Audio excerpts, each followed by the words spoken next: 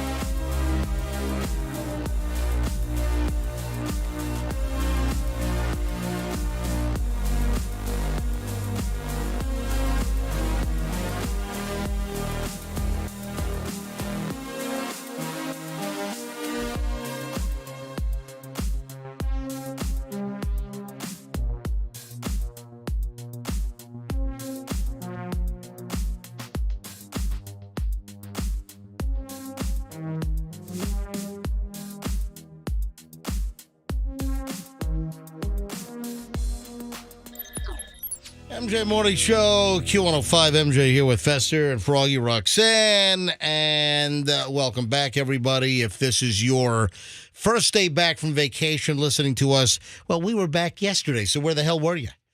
What's going on? And then schools continue to be out, this week in Hillsborough and Pinellas. So really normal morning show listening doesn't really get back for a good portion of the Tampa Bay area until next week. Next Monday. Yeah. And actually, wasn't Monday going to be off? An off day, but then because of the hurricane, we're making it up? I don't know. Why would you go back to school and then, really? I think Monday was initially an off day. Oh, I didn't know that. All right, if you say so. Anyway, hey, the song we just played, that Proclaimers thing, I Would Walk 500 Miles, just reminded me of something. What was it? Which trip was it? It was my Egypt trip. Was it my Egypt trip? I don't know. You do so many. You get confused. Yeah, and anyway, I did a couple of scuba trips last year, and on one of the liverboards that I did, I went to Egypt and scuba dived the Red Sea. That was last March. And then I took Julian on a liverboard scuba trip for a week to the Maldives. And I'm trying to remember which boat it was. Oh, it was the Maldives trip. So, no, it was not the Egypt trip. It was the Maldives trip. So back in June, there was a group from Scotland. Oh. And we're sitting around at dinner, and they have like a community dinner. It was outside on the back deck of this, big boat where you live on the boat, you sleep on the boat, you have your own cabins, you scuba dive, 4 or 5 times a day in the water, obviously. And so we had this Scottish group, and they're very, very fun. And they were friends. They were part of a dive club from Scotland. And not far from where Chloe goes to school, only 30, 40 minutes. They live between Edinburgh and Glasgow is where they lived. So they weren't far from where Chloe goes to school at St. Andrews right now for the year. And we were talking about music, and this one Scottish guy, very jovial, funny guy, I don't know, probably late 50s, early 60s. You could just roll by any line from a song, not even sing it, not even sing the song, just roll the line by, and he was really remarkable at telling you the name of the song. Ooh, that's a good skill to have. Mm-hmm. And one of the songs that I rolled by was the Proclaimers. And were they Scottish? Hey, Andrew, can you look up and see the Proclaim? I would walk 500 miles. I would walk. They were Scottish, right? Yes. I thought they were Scottish, and they were Scottish. So I said, and I would haver, and that was it. I didn't sing it. So that's so easy. Yeah, and I said, and when I haver. And he knew right away. He's like, Proclaimers 500 miles. Yeah, but how many songs have the word haver in them? Not many. I don't think. I don't think there are any. I don't think there are any songs other than the Proclaimers that have the word haver. And then I said, "What the hell does haver mean?" Now, Roxanne, you don't know what haver means, do you? No. Fester, you don't know what haver means? I always thought the lyric was Heva. No, and it referred to, okay, also, no, it's haver. Okay. It's Haver. I hear thought this now. Yeah, I thought it was heaver, I and thought I it had to do with throwing up. Yeah, I thought it was the regurgitation line. He's a When Heva. I Heva, because he's talking about walking 500 miles. I'd throw up if I walked 4 miles. It has nothing to Same. do. It's nothing to do with heaving. It's not heaver. It's haver. It's Haver. And I didn't know what it meant. Okay, since the song came out, I swear I thought it was a puke line. It was not a puke line. Like the most intimate thing you could do with somebody to be able to puke in front of them. Hold on. You just said that's one of the That's most intimate things you can do with someone is puke in front of them? To be with somebody to where you're Maybe comfortable. in your little twisted world of... Listen, Puke. to be with somebody who you can puke in front of and they still love you, that says a lot. That says a lot. You know what? I think the song should be redone with that theme in mind because the guy's talking about walking however many miles. 500 miles. Actually, 1,000. He does it Very twice. specific. And I would walk 375 miles, and I would. It's 500 miles. Anyway, let me get back to my damn story. What if she was 502 miles away? Like, Right. deuces later. So I said to them, what the hell does haver mean? And I can't believe that when that song was out back in the mid-90s, I can't believe that, was it midnight, early 90s? I don't know, 90, whatever it was. I can't believe that I didn't look that up at the time because I had no idea what haver meant. Does anyone know what haver, did anyone look it up, by the way? No. Someone I'm sure texted you me. played it a ton when you were a little DJ, didn't you? I mean, yeah, we all heard it. You probably heard it a million So I never looked it up, and I finally found out last June what haver means, and it means that you're just babbling and talking nonsense. You're just foolishly babbling. Indecisive. Blowhard. Yeah, it's like Fester on any given day here on the You're MJ a Morning haver. Show. Haver. What is So it? haver, let me here's the actual line again. I'll play just a little snippet here. Listen to this. If I haver, yeah, I know I'm gonna be the man who's havering to you. Yeah, it's havering. It's not heaving. Not the man that's heaving next to you. Suddenly the song sucks. Not quite as exciting. No, So you think heaving is more entertaining than haver? I mean, I really thought it was like, Yeah. Is it a Scottish thing? It's Yeah. like more of a. It's listen. The word is an English Stop your word. heaving. Stop your heaving. So but Mama can't. babbling, rambling, foolishly talking, yakking about nothing. All right. So in reality, that's a really dumb song to try some Scottish guy with. Basically, I mean, honestly, it's like him coming at you with the Star Spangled Banner. I mean, whoa. It was a Scottish band. All right. With the main word in the song that is in no other songs. The word. Because I thought they were Scottish, this band, the Proclaimers, which I don't know what the hell happened to them. They how are about this? They were a one-hit wonder. I don't think they had any other hit song. They're still brothers. What Yeah. song is this? Ready? Yeah. I Wise ass. saw the sign. Oh, wait a second. It's I what? saw the sign. Yeah. I guys suck. saw the sign. So the I Proclaimers, opened up my eyes. I saw the sign. Yes. they've almost been active for 40 years. I mean, this is 2023 is their 40th year of being a band. Their brothers Are they still playing? They do. What the hell do they do? What do they The do? Like Proclaim- bars? They play that song over and over again, like Lou Bega. They are living off this song, man. That's And it. I will sing this song 500 times this week. I wish I had a song that popular. I'd sing it every second of the day. That's it. Oh, boy. What else was there? Was something else that eggs. We brought up eggs because I said at the beginning of the show the number was 12. What's the question? And, of course, the answer, if you're just tuning in, I started the show with, hey, the number's 12. What's the significance? And Fester gave me a ride in this morning, and it was the number of times that Fester changed lanes, mostly on the Howard Franklin Bridge, and didn't use his turn signal. But Fester had guessed, price of a dozen eggs. Tell you what, eggs have jammed up again. While I was on vacation with the family over Christmas, eggs locally went up like another $1 a dozen, at least the ones that we buy. I mean, what's going on here with these freaking eggs? I mean, these are just chickens squeeze these things out. I mean, last year, wasn't it like some kind of bird flu I or know there something? was- Yeah, and then there was a fire. Maybe because it work for the chickens, all the effort they put in. I'm They telling you don't just right. squeeze them out. Chicken Union. I'm telling you right now that I know that there was a lot of chickens had to be destroyed, or a lot of poultry had to be destroyed because there was that avian bird flu, chicken flu going around. So I know that a lot had to be destroyed. And then and Roxy, you brought up a fire. That was that like a big egg producer? They had a fire at one of their chicken coops or something. Yeah, I'm trying to remember which producer it was, but, Yeah, but it's inflation and it's food prices in general. I mean, the government's been telling us for the last month or so that, inflation's starting to cool. Is anybody really seeing inflation starting to cool? No, I'm not seeing any inflation starting to cool.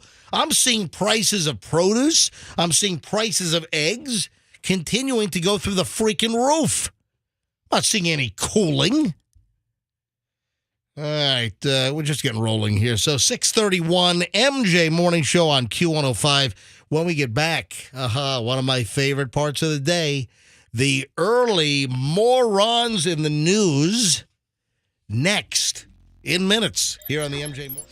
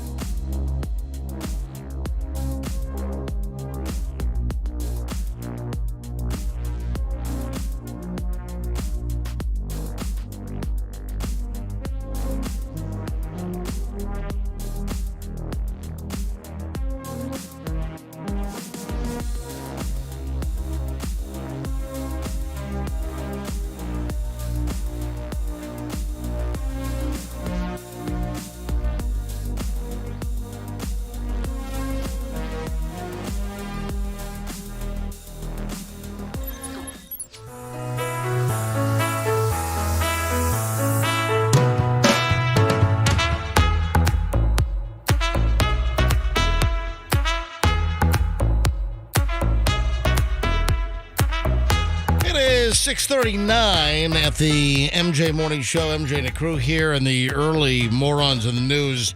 First up, though, I mentioned this last segment, just didn't get to it, the little butt grab controversy. And as we look at the video, as we study the so-called evidence here, is this really a butt grab? Is this an angle issue? All right, now, if you've been on social media, this was circulating quite extensively on Twitter and being talked about like in sports forums. The accusation is the father of Michigan quarterback. Of course, Michigan, the Wolverines, good friend of mine's son is a freshman on the Michigan football team. Hasn't seen any time yet, but he probably should as he progresses in his Michigan college career. We went to the game when it was Michigan State in October. Yeah, I've been in the month. Yeah, I've been invited to fly up. At some point, obviously not this season, catch but a game in the big house. Yeah, the big house. yes. You got to do it. That's a bucket list thing. Yeah, I know. So next fall for a home game, Michelle and I will probably fly up to Michigan and see a Michigan Wolverines game because a buddy of mine is Shamari Stone. And Shamari used to work for NBC6 in Miami. Then he went on to Channel 4 in Washington, D.C. Now he works for NBC News and MSNBC, and he's a reporter, Shamari Stone. You might have seen him. His son is Shamari Jr., and he is on the Wolverines. He's a freshman, and next year, probably he gets tickets. He's like, hey, come on up. Enjoy just a crazy weekend at a Michigan game. So that's going to be something that I'm going to do sometime later this year with Michelle, one weekend. Yeah, Spirit flies direct to Detroit. I am not, dude. Are you on crack? Where the hell's Froggy? I don't know. The hell's he doing? I have no idea. We've been back for 3 Is he minutes. locked out? I don't know. He would have sent us some kind of message. Yeah. Maybe. I don't know. Hey, welcome back, Froggy. We've been back for 3 minutes. I was looking for a Q-tip. Yeah, glad. Do we have Q-tips in the... I can't find a Q-tip and my left ear is clogging. It's driving me nuts. I'm just warning you. Yeah, but it's probably a Eustachian. Give me a pen. Give me something. Mm-mm. It's probably a tube issue. It's not a... You're not going to stick a pen in It's your not a ear. wax issue. Dude, it's like completely clogged. Right, but it's not a... You don't have like silly putty jammed. Don't No, stick... don't do that. Dude, Ew. listen, that's not... I First think of all, you're pushing not it going to in. get very far in your ear canal with a Bic pen. I'm going to go with the cap. The cat. Now he's doing... No, don't do that. Oh! Yeah, you're going to pierce your eardrum. What do you... It's torture. I can't wear Dude, my headphones. it's a blocked tube. Grab your nose and I need to then release blow my it. tube. It's a Eustachian tube or Yeah. something, or whatever the hell they call it. I need to tube it out. Yeah, but it's not. You don't have earwax jammed in your ear that's blocking your ear. I feel like if I could get a Q-tip and stick it in there, it'll just go. No, it won't. Can't you hold your nose? and Wait like- a Yeah. sec. You were Hold your 3 nose. minutes late. You're 3 minutes late coming back to the show I was because looking in my truck for one, and then I looked in everybody's cubicle for one. Wait, you're going through people's drawers in the sales department in the cubicles looking for Q-tips. I need a Q-tip. Nobody has a Q-tip. Did people use them? Have you done the Valsalvo? The what? Have you done the Valsalvo? Thunderbolt and lightning, very, very frightening. Boo, Galileo. I mean, are you okay? You do that a lot. What? You burst out into song lately. That's weird. I didn't know Valsalvo was in Bohemian. It's not. Okay. It's not. But Oh, do you have alcohol? Where's that alcohol at? Pour that hold in my on, ear. There's Windex over there, or whatever that is in the spray bottle behind you. Windex might work. Yeah. No, Do not. Stop it! Don't spray Windex or Fabuloso, whatever. Don't spray that. Don't spray that. Hand me that. It might Hand work. me. Oh, that went deep. What if I? It is Windex. Yeah. He just What? sprayed Windex in his ear. What are you thinking? Ow, it hurts worse. What is wrong with you? What if I got a paper towel and I twisted it to like a point? Look at Yeah. this. 23% more free. Ooh. How do you decide on 23% more? I mean, you know what? Let's go with 23% more. That'll sell them. Yeah, 25, not 25% more, 23% more for Windex multi-surface. Also, I want to tell you, I think we should go at 25%. Chet's team thinks we should go at 20% free. I got to get back to the butt grab. Sorry. I got to get back to the butt grab in a minute. Plus, this is technically morons in the news. But does anyone know what the Valsalvo is? No, is it some sort of Hold on, cleansing device? Well, if you're a scuba diver, you know what the Valsalvo is. Now, you might not know the terminology or the name. Hey, Fester, go to the Googles. It's a maneuver. I know that. Yeah. So how do you know that? Because my sister dives, and so I've heard. I've heard these terms thrown about. So, what do you think the Valsalva, Valsalvo, right? VA. Is it Valsalva? According to the Google. Okay, it's okay. I said Valsalvo. It's all right. It's Valsalva. I stand corrected. Maybe here. if a guy does it, it's Valsalvo, and if a girl does it, it's Valsalva. There you go. All right, the Valsalva.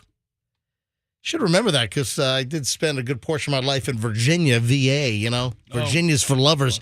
The Valsalva maneuver. That's when you pinch your nose and you blow and you pop your ears. So like on an airplane, if your ears get clogged or at altitude, the Valsalva, why did I think it was Valsalvo?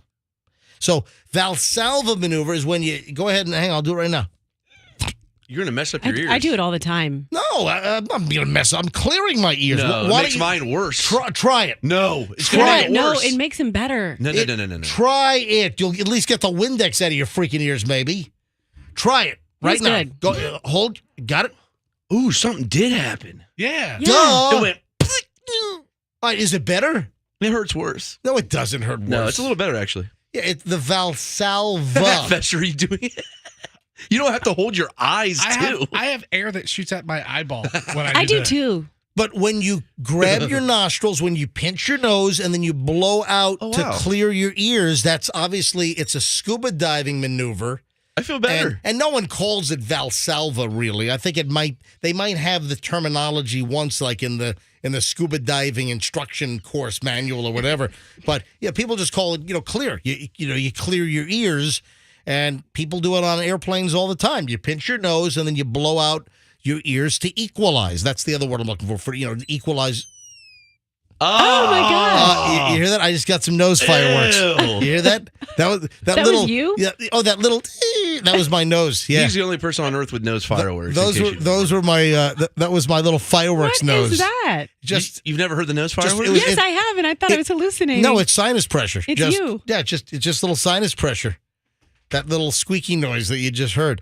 So where was I? Butt grab. Oh, the butt grab. All right, back over to the butt grab. I guess this is a morons in the news qualifier.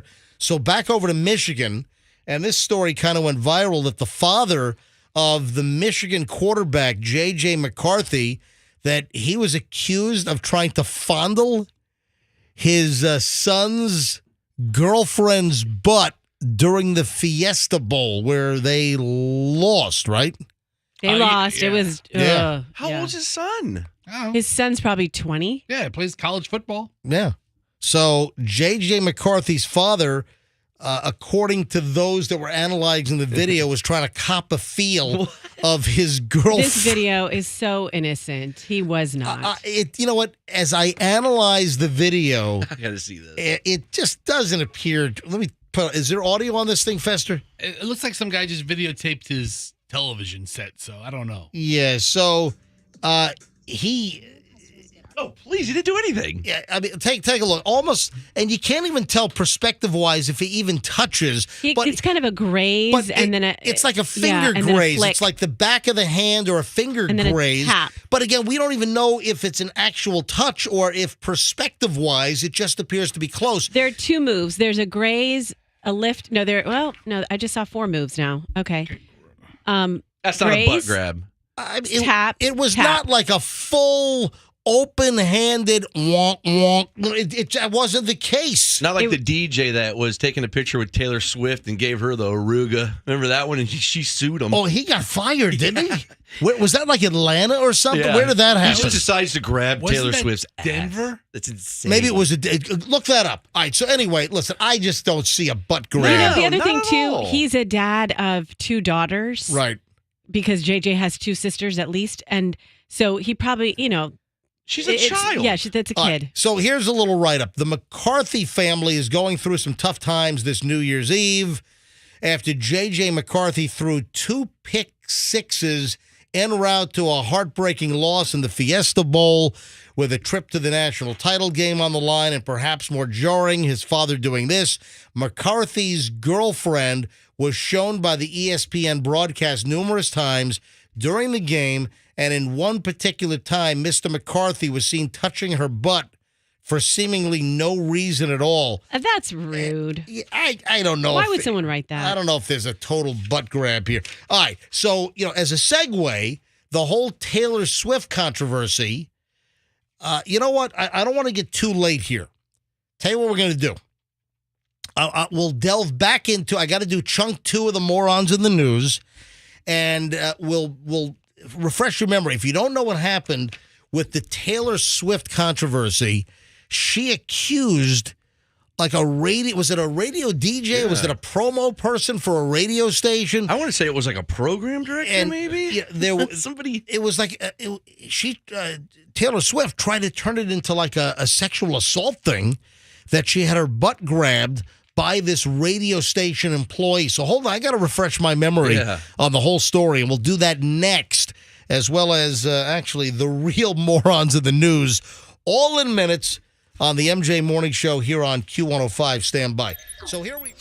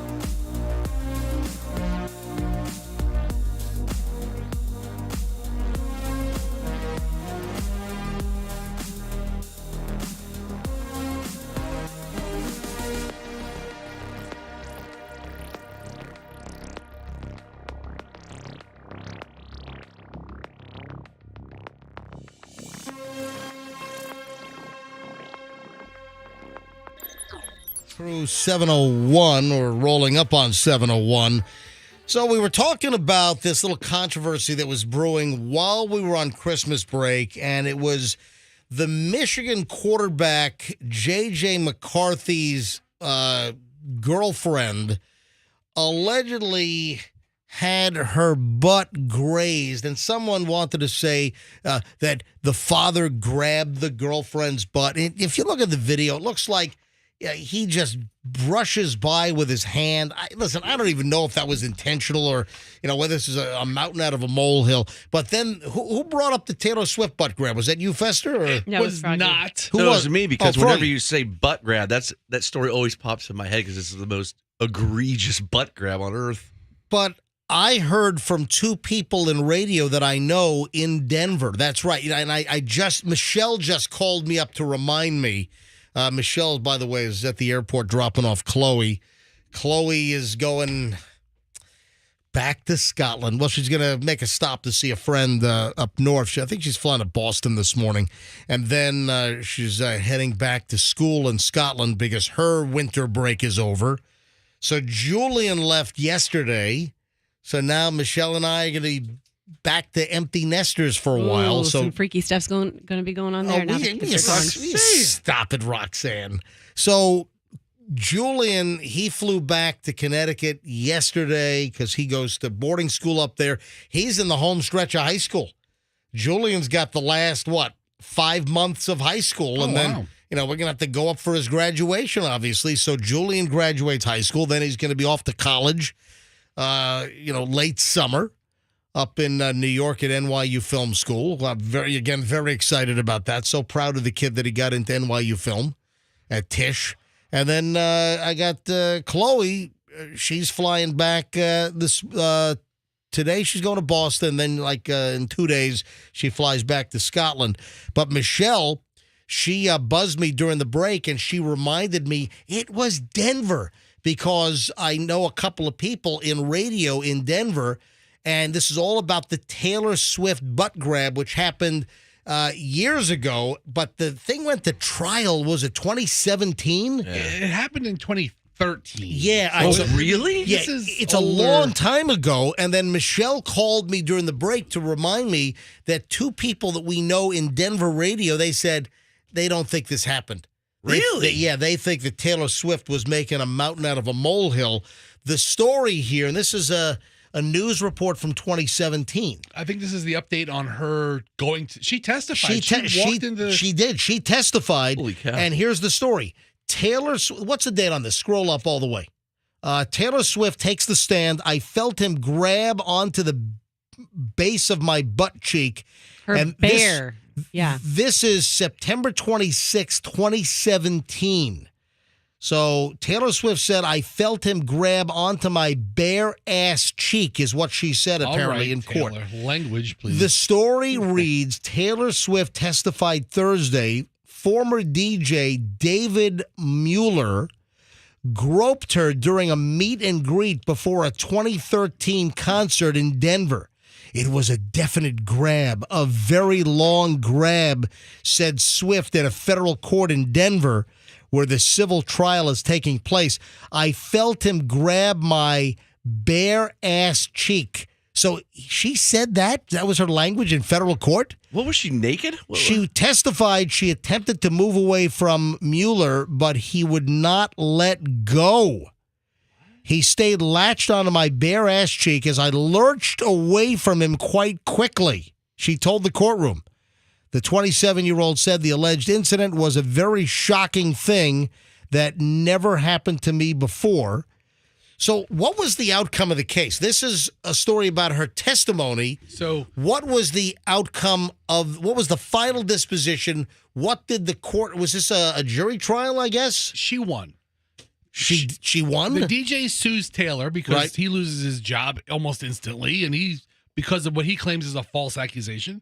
And then she sued him for $1 and then won.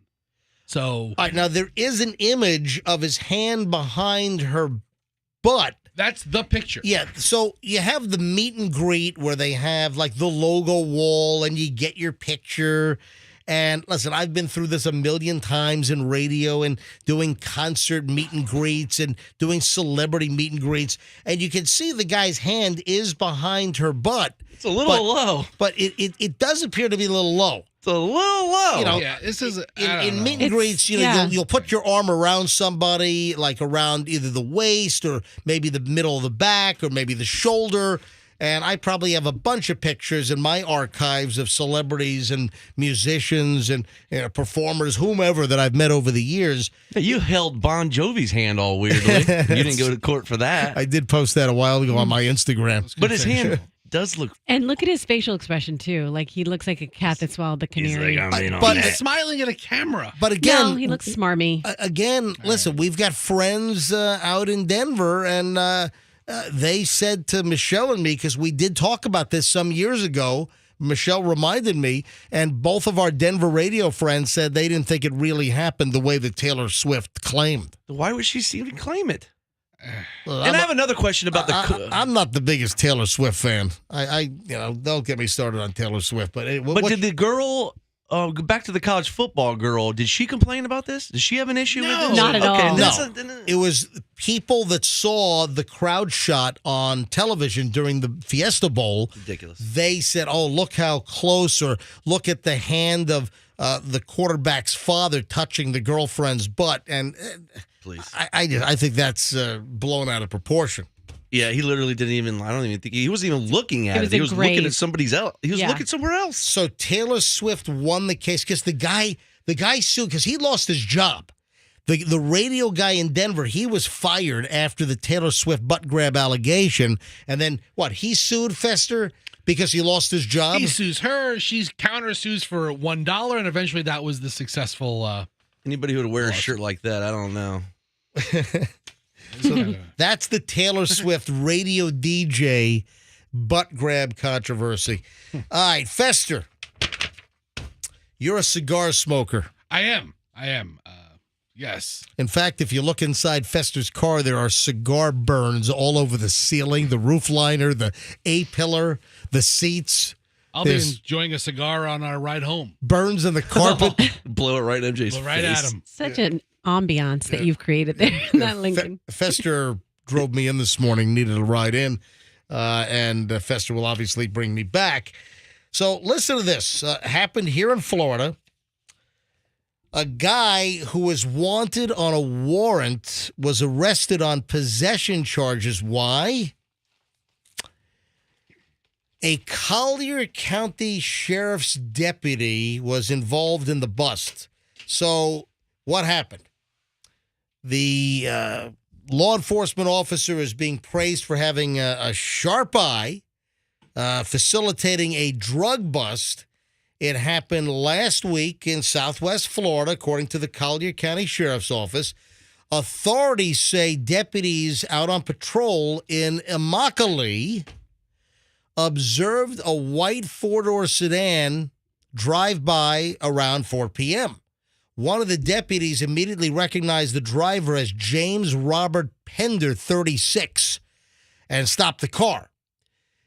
There was and keep in mind that law enforcement, I know plenty of police officers, and I've done a whole bunch of ride-alongs with the Hillsborough County Sheriff's Office over the years. I've done dozens and dozens and dozens of ride-alongs, and I've been in the car, and the deputy I'm riding with will say, "Oh yeah, see that guy right there? That's so and so." He'll call out the name, either see him at a convenience store or driving by, knowing that he's a frequent customer of the Hillsborough County Sheriff's Office. And a lot of these officers, they know their beats. A lot of these deputies, they know, the felons, they know the troublemakers, they know the people in the areas that they patrol. So I've been in numerous ride-alongs where, the deputy knows the name. Yeah, so-and-so, busted him a couple of years ago, this, that, all kinds of things. So the officer, this deputy down in Collier County, recognized the driver as James Robert Pender. Okay. Stopped the car because there was an active felony warrant out for the guy's arrest from Hendry County.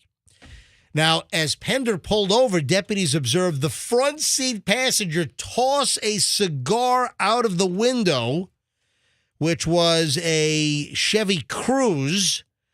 The cigar was field tested and found to contain amphetamines. Yeah, during the search of the vehicle, deputies then found 20.63 grams of amphetamines in his waistband. Pender was arrested, charged with possession of trafficking amphetamine. The passenger, 42-year-old Tasha Davidson of lovely Clewiston, Florida. Ever been to Clewiston? Oh, it's the best. Yes. I don't think I've ever been to Clues. I've never even heard of Clewiston. I think they have a good football team. Ever been to Belglade? Yeah, I've covered Belglade and Immokalee, both their high school football games. Sorry. So what does this have to do with me enjoying a cigar? Well, because how often do you toss a cigar out of the window and With do you have- amphetamines. do you- Yeah. Do you have amphetamines in your Fester, have you ever cigars? tried an amphetamine-laced cigar? So half of that sentence I do all the time because I'll just chuck it. I mean, I'll fling my So cigar. you don't use turn signals in your car ever, and you also throw cigars out your window. Every cigar ends up on the road. And- What but- is wrong Oh with my you? gosh. It's all natural. It's a leaf. It's a leaf. It's natural. I'm giving back to the earth. You people. Yeah, really, it is. If you think about Yeah, it, it's a seriously. tobacco leaf. It's not It's going like to be those go back down. Cigar- Raccoon. It's like those cigarette smokers that have like little butts everywhere. Do you put it out first? Never break down. Occasionally. Hey, I got a question. I just got to get this off my chest. Is it littering to throw a banana peel out the window? Because I say it is. I don't I think it's so. littering to throw anything No. out of your window. That's just recycling. That's organic. Throwing a banana peel out your No, window. it's still littering.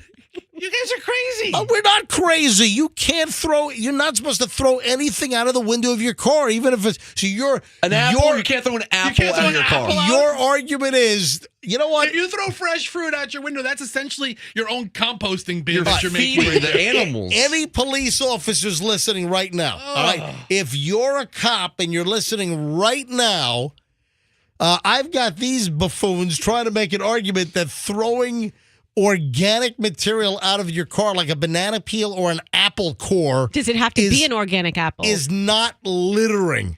All right, if you're a cop, all right, if you're on duty, off duty, retired, whatever, if you want to remain anonymous, fine. 800-990-1047.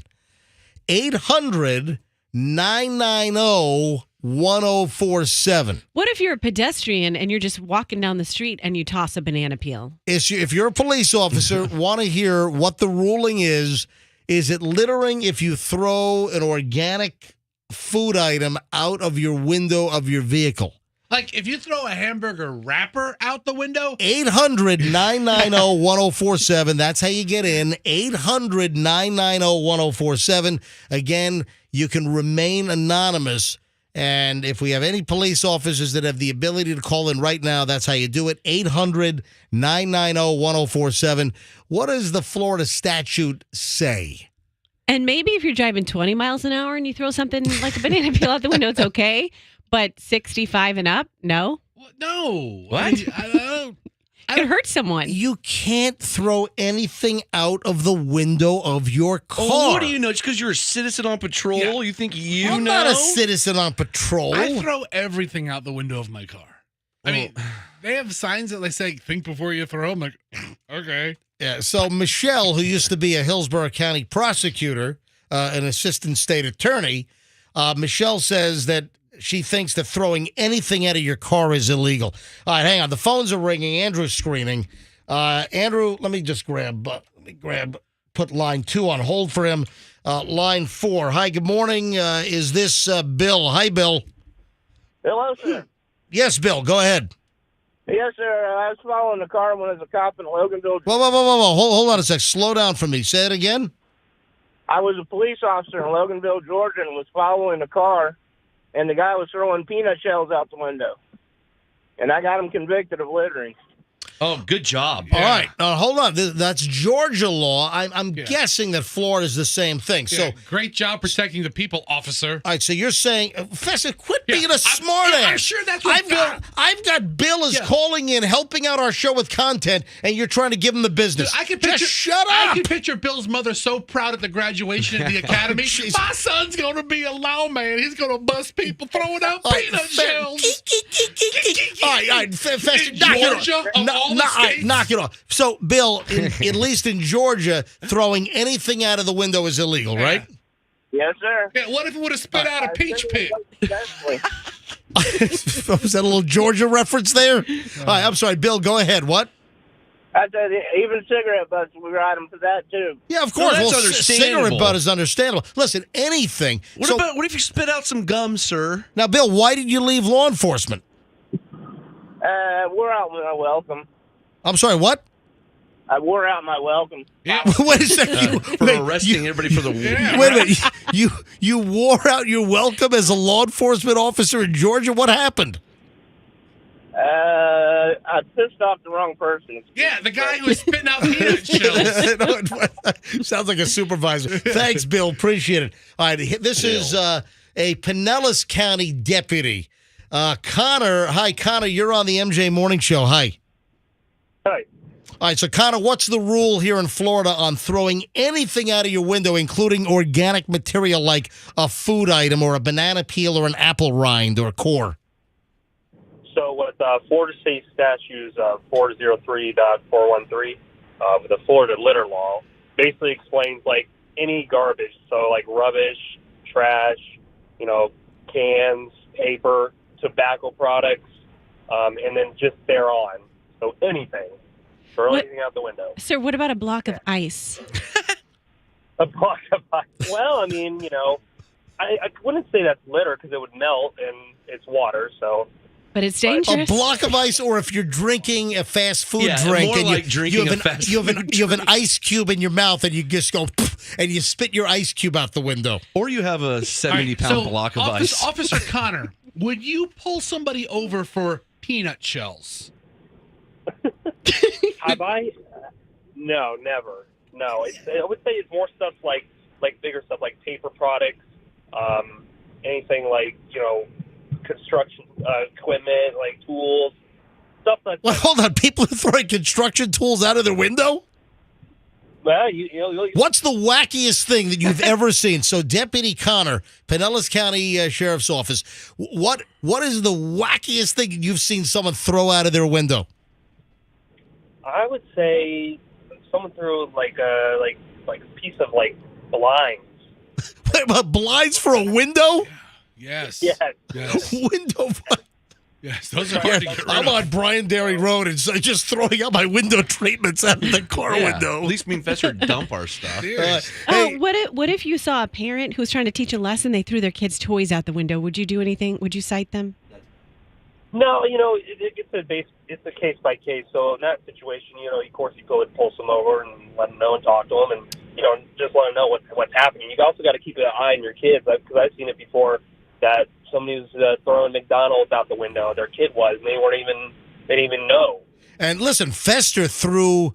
Was it your wife or you that threw one of your kids' noisemaker toys out of the window on Bruce B. Downs? Yeah, one of those little spinny LED toys. The kids were fighting over it, and my wife just said, "Okay, that's it."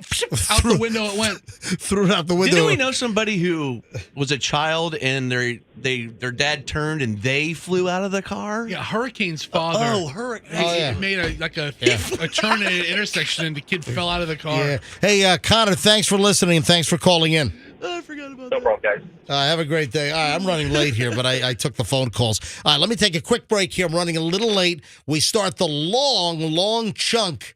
What do you have a funge face on for I'm over still there? a little ticked off about that Georgia cop All right. pulling people All right. over for peanuts Hang in on. Georgia. We start a long chunk of the MJ Morning Show next. Hey, there is a burrito bandit or a sandwich snagger.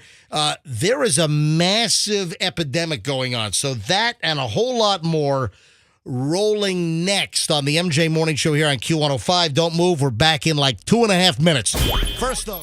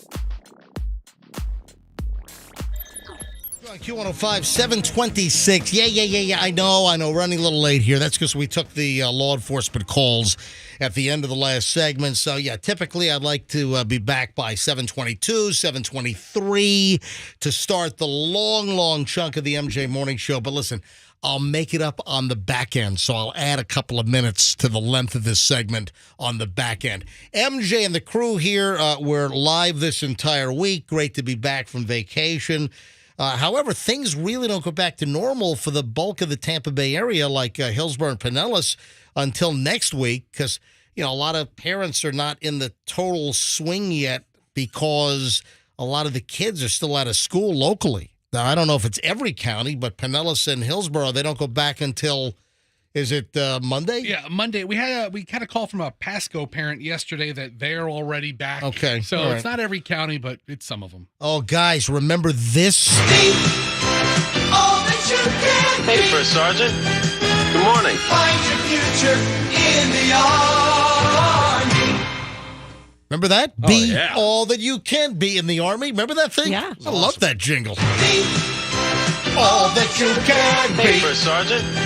Good morning. Find your future in the Army.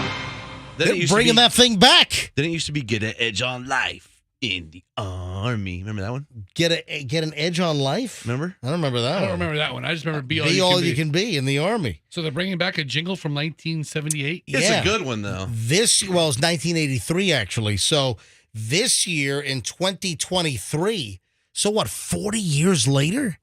Wow. Listen to this. 2023 might feel a little like 1983, according to the Military Times, because they're bringing back the Be All You Can Be slogan.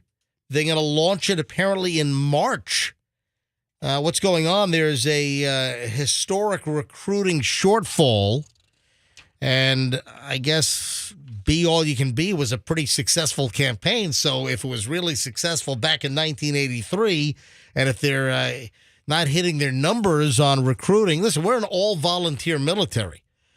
Granted, we as males in this country, we sign up for selective service.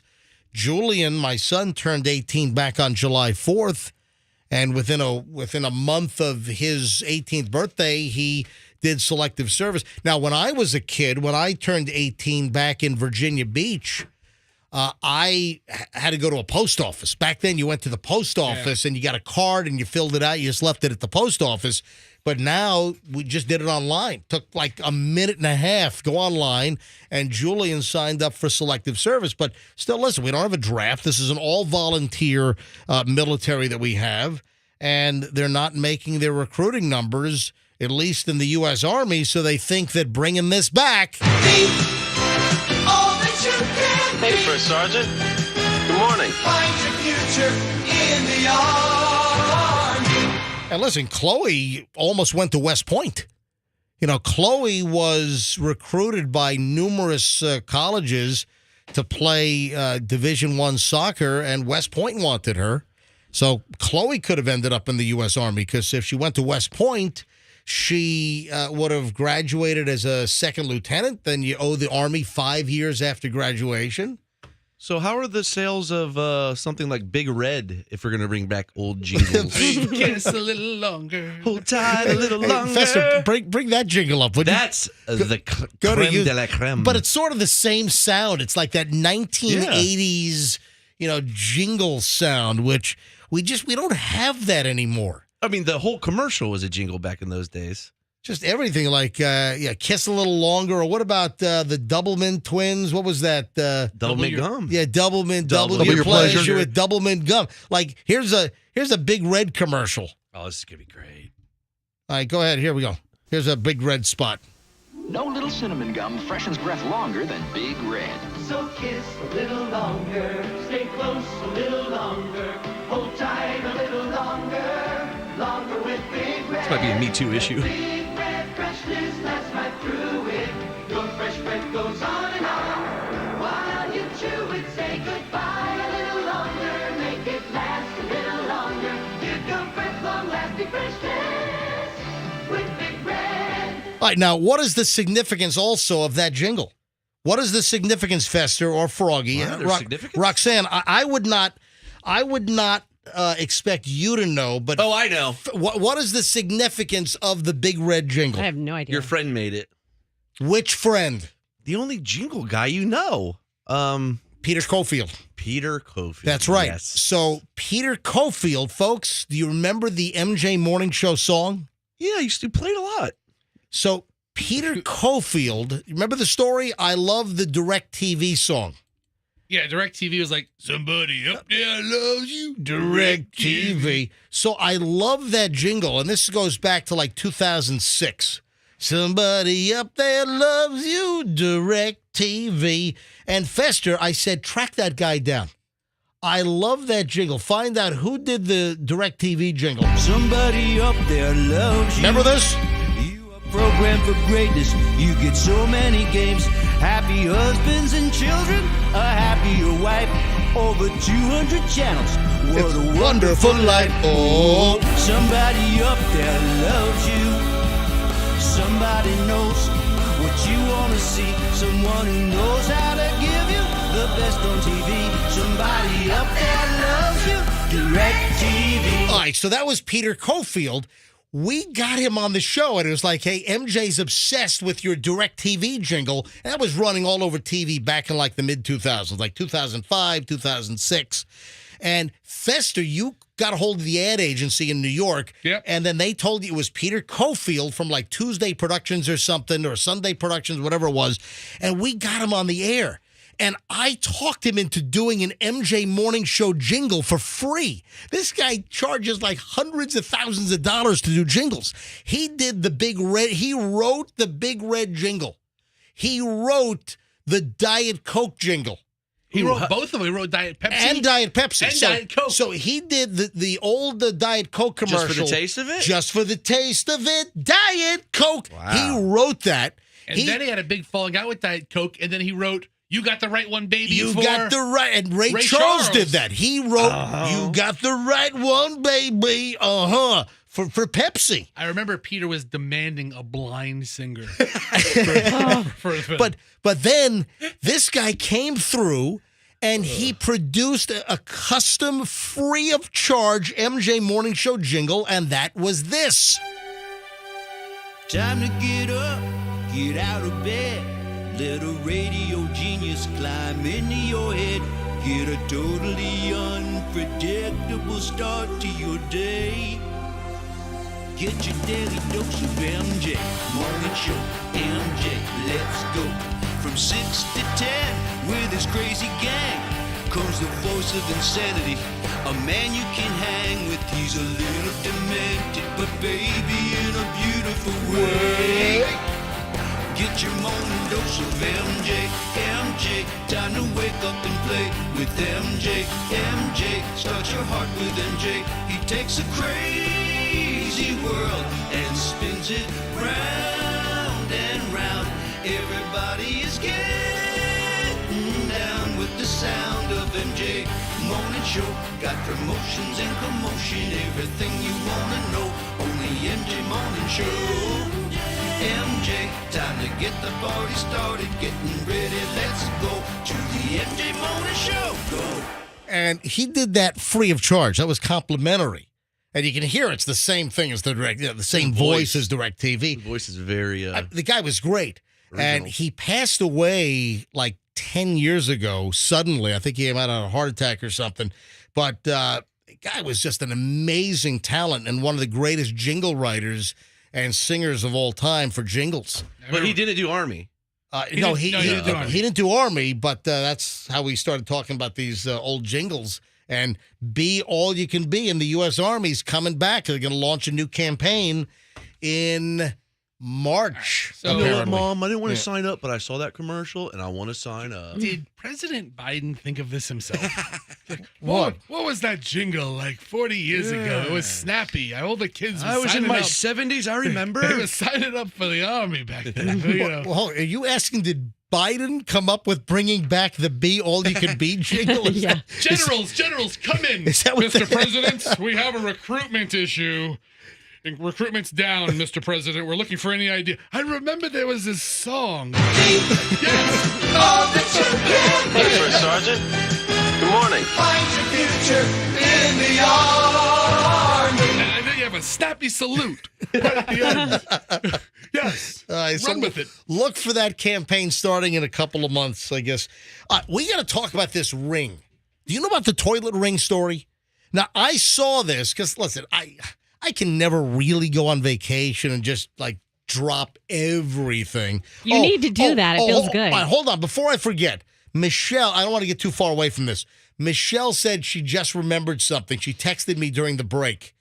And we were last segment, we were talking about throwing stuff out of the window. We had some cops call up. You can't throw. What happened was, if you're just tuning in, and you can always go back and listen to our podcast. We're on all the platforms. You just search for MJ Morning Show on Q105. Every single show is podcast on all the major platforms. MJ TV, you can watch us on MJ TV.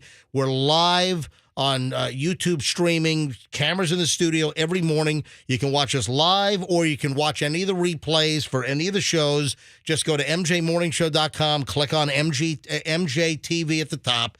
So we're talking about throwing stuff out of the window because we had a moron story about someone threw a cigar out the window. It turned out that it was laced with amphetamine. They found amphetamine in the car, and that was the story. And then who said, hey, yeah, you know, you can throw a banana peel out the window. You can throw That's an apple. not littering. That's It is. You that's can't. recycling in its most natural form. You can't. No, you can't throw anything out of the window. What it if doesn't somebody ma- slips on it, Fester? That's in cartoons. I'm trying to have a serious conversation here, Froggy. Has anyone ever really slipped on a banana peel?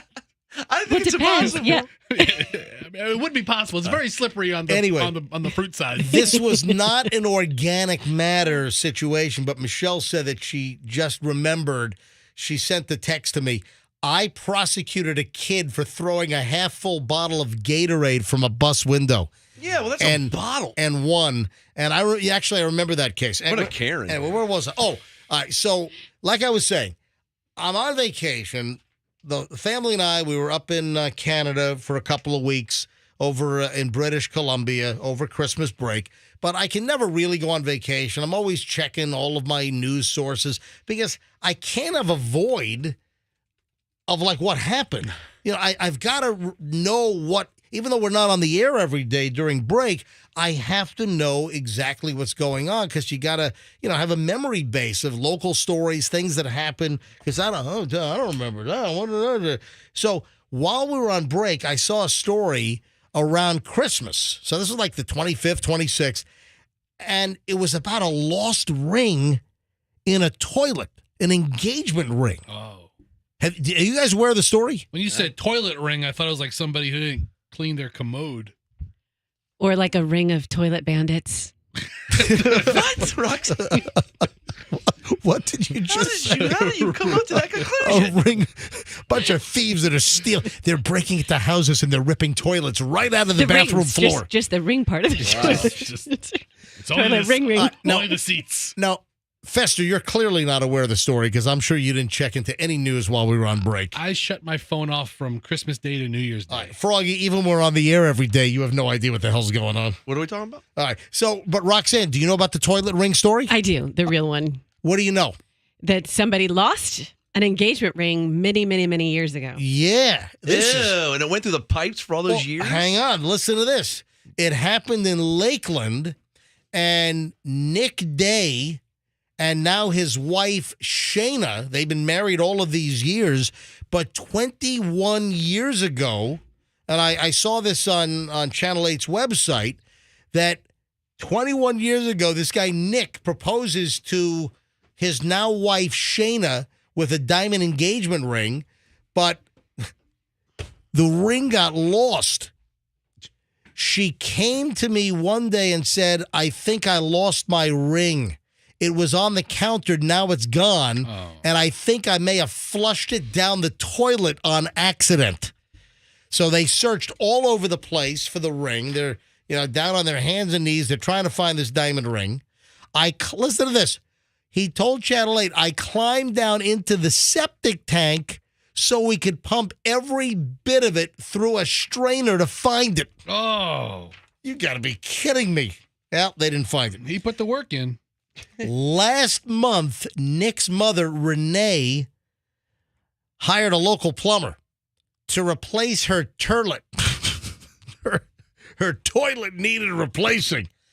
And guess what? The plumber discovered the diamond ring lodged inside the toilet. Did she tell him, hey, I know you're replacing my toilet. There might be a ring in there. Did she mention They that? didn't even think about it. No, it's 21 years ago, for crying out loud. Wow. They haven't talked about it all this Dude, time. what did that ring look like? The ring, well, it was one of those very fancy brown diamonds. Oh. No, I'm Was it a brown cut? Sorry. There's a wicked inclusion on this diamond. I mean, you may want to get this checked out. The plumber discovered the ring inside the toilet, and he said, apparently, I guess the son-in-law said, hey, do you think it's Shayna's ring? And then the mother said, oh, I think it is. So what I don't understand is the ring fell into the toilet. How, after 21 years of flushing number 1 and number 2 and who knows what else down that toilet, how is the ring still in the toilet? Yeah, that's weird. Is it so heavy? But I mean, Maybe they have IBS. I mean, it must have gotten lodged somewhere where it didn't move again. Lodged. Yeah, obviously. I mean, this is crazy.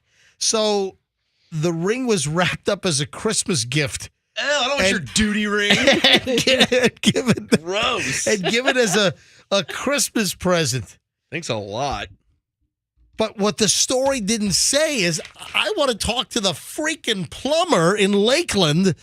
Where the hell was the ring in the toilet? Now, the toilet, I know it has that, there's like a funky little flow. The toilet. It was probably sitting where the bend of the pipe was just sitting at the bottom. I mean, maybe there's like a notch in the porcelain where it could just tuck itself in. But I want to know more here. I'm like craving more details on how the hell I need to find this plumber.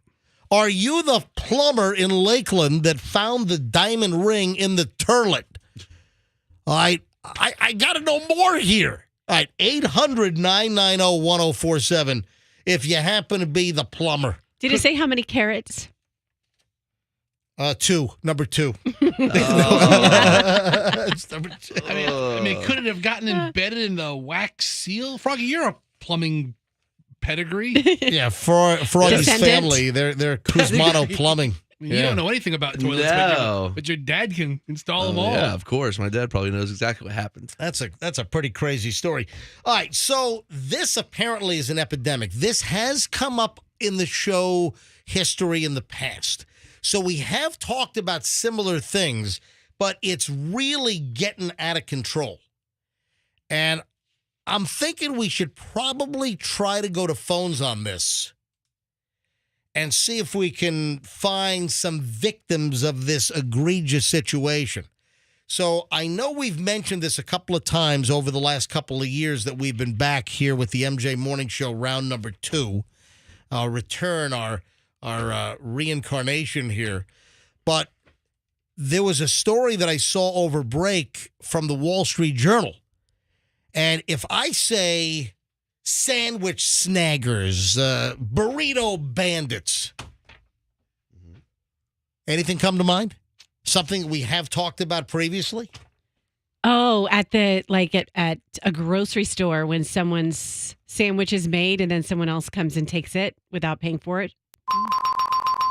Good. That is correct. That's the real answer. Yep. It is happening a lot. I was talking about seagulls or something. Right, but what's going on, like when you go to Publix, can you pay for your if you order like a sub at Publix, and I've never done that. I've never had a sub made at Publix. Oh, you don't know what you're missing. You've never had a pub sub? But I'll tell you what, I see a line there all the time. I mean, I go to the deli counter. Just the other day, I picked up a pound of Boar's Head White American with a 1.5 slice. But you're not a sub guy, though. No, I don't mind a sub.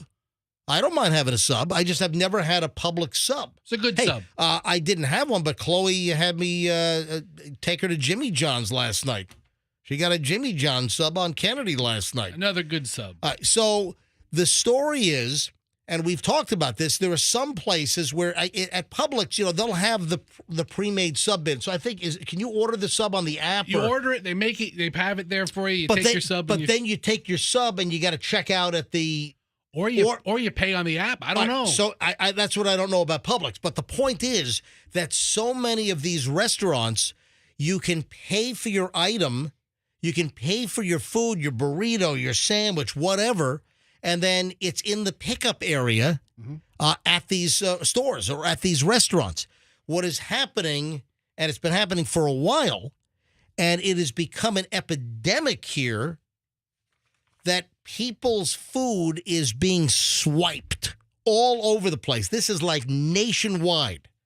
So I guess the question I have for you, our MJ Morning Show listening peepee audience here, have you had any of your food items boosted?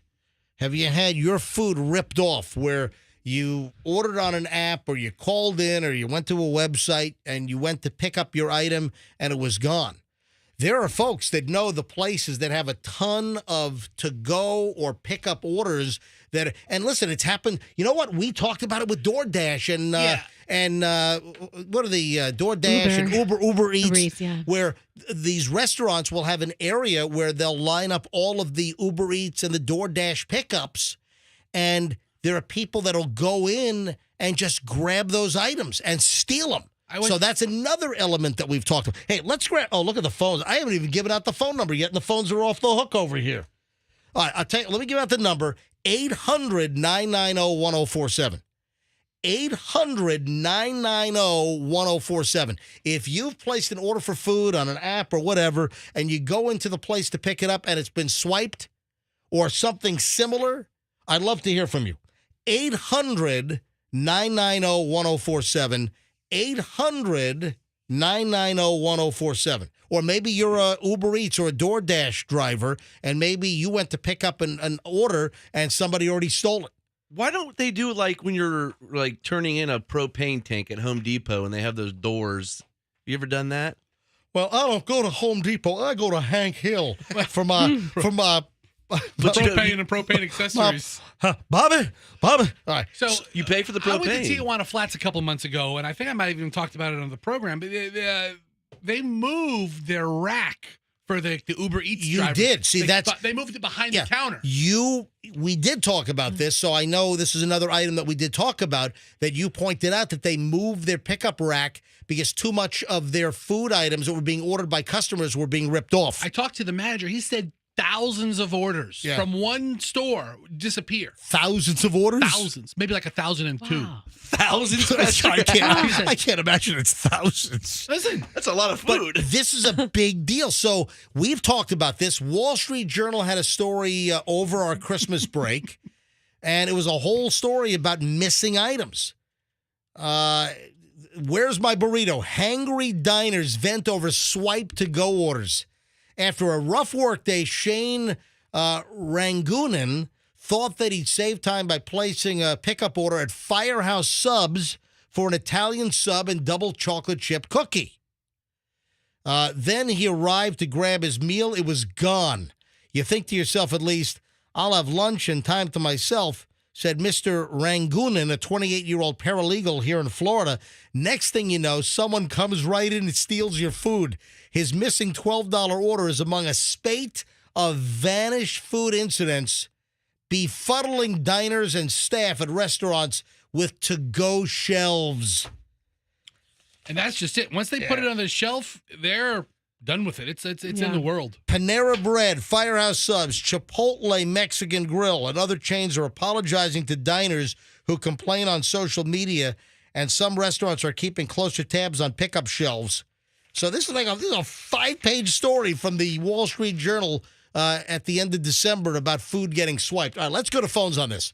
If you've ever had your food stolen, you ordered it, you go to pick it up, and somebody went in and grabbed it. Because these people know it's prepaid. It's already paid for. They walk in and they grab free lunch. And you walk out and nobody questions you. Or if you're an Uber Eats driver or one of the delivery drivers, have you gone to pick up an item and that got ripped off? All right, 800-990-1047 is how you dial into the MJ Morning Show. 800-990-1047. Phyllis is in Brandon. Hey, Phyllis, welcome to the MJ Morning Show. Thank you. I'm happy to be here. What happened? I ordered my food. This happened to me a couple of times.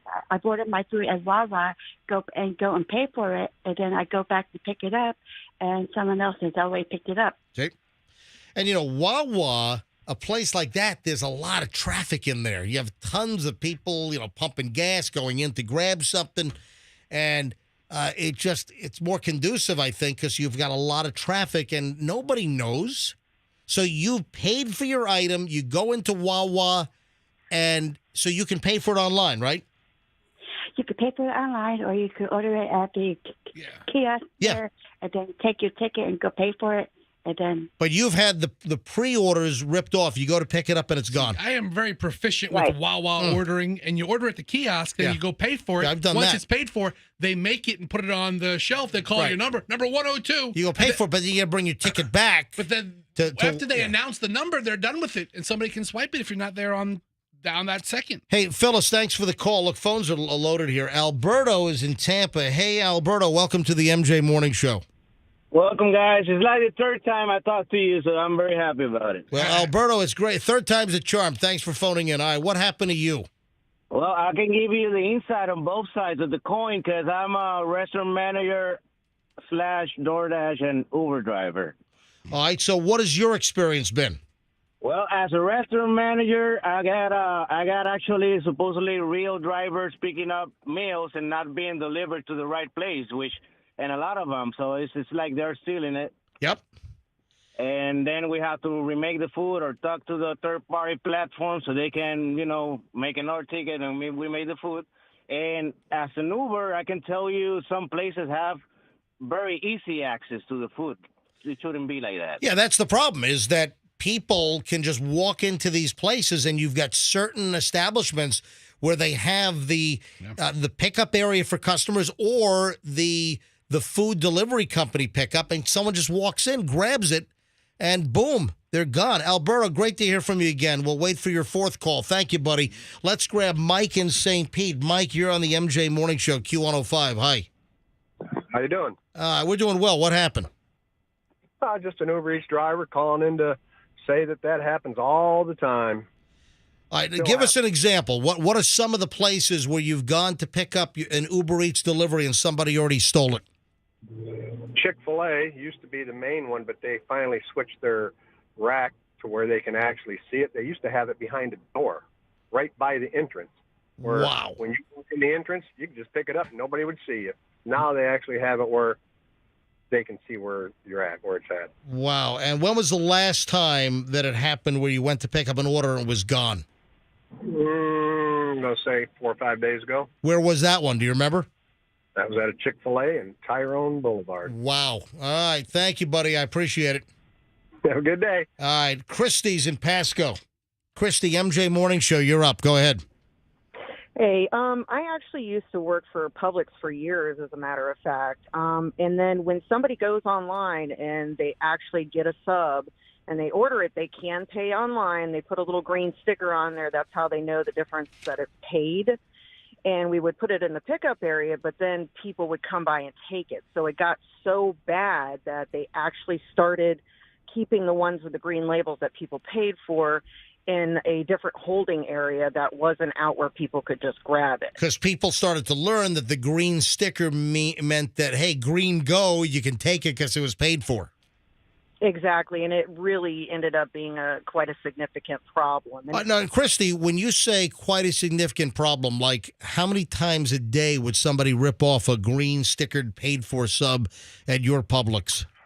At the one I was at, I would say it at least happened in a normal maybe 8-hour day, probably like I'd say 4 or 5 times a day. And that just happened to be the location I was at. Which Publix was it?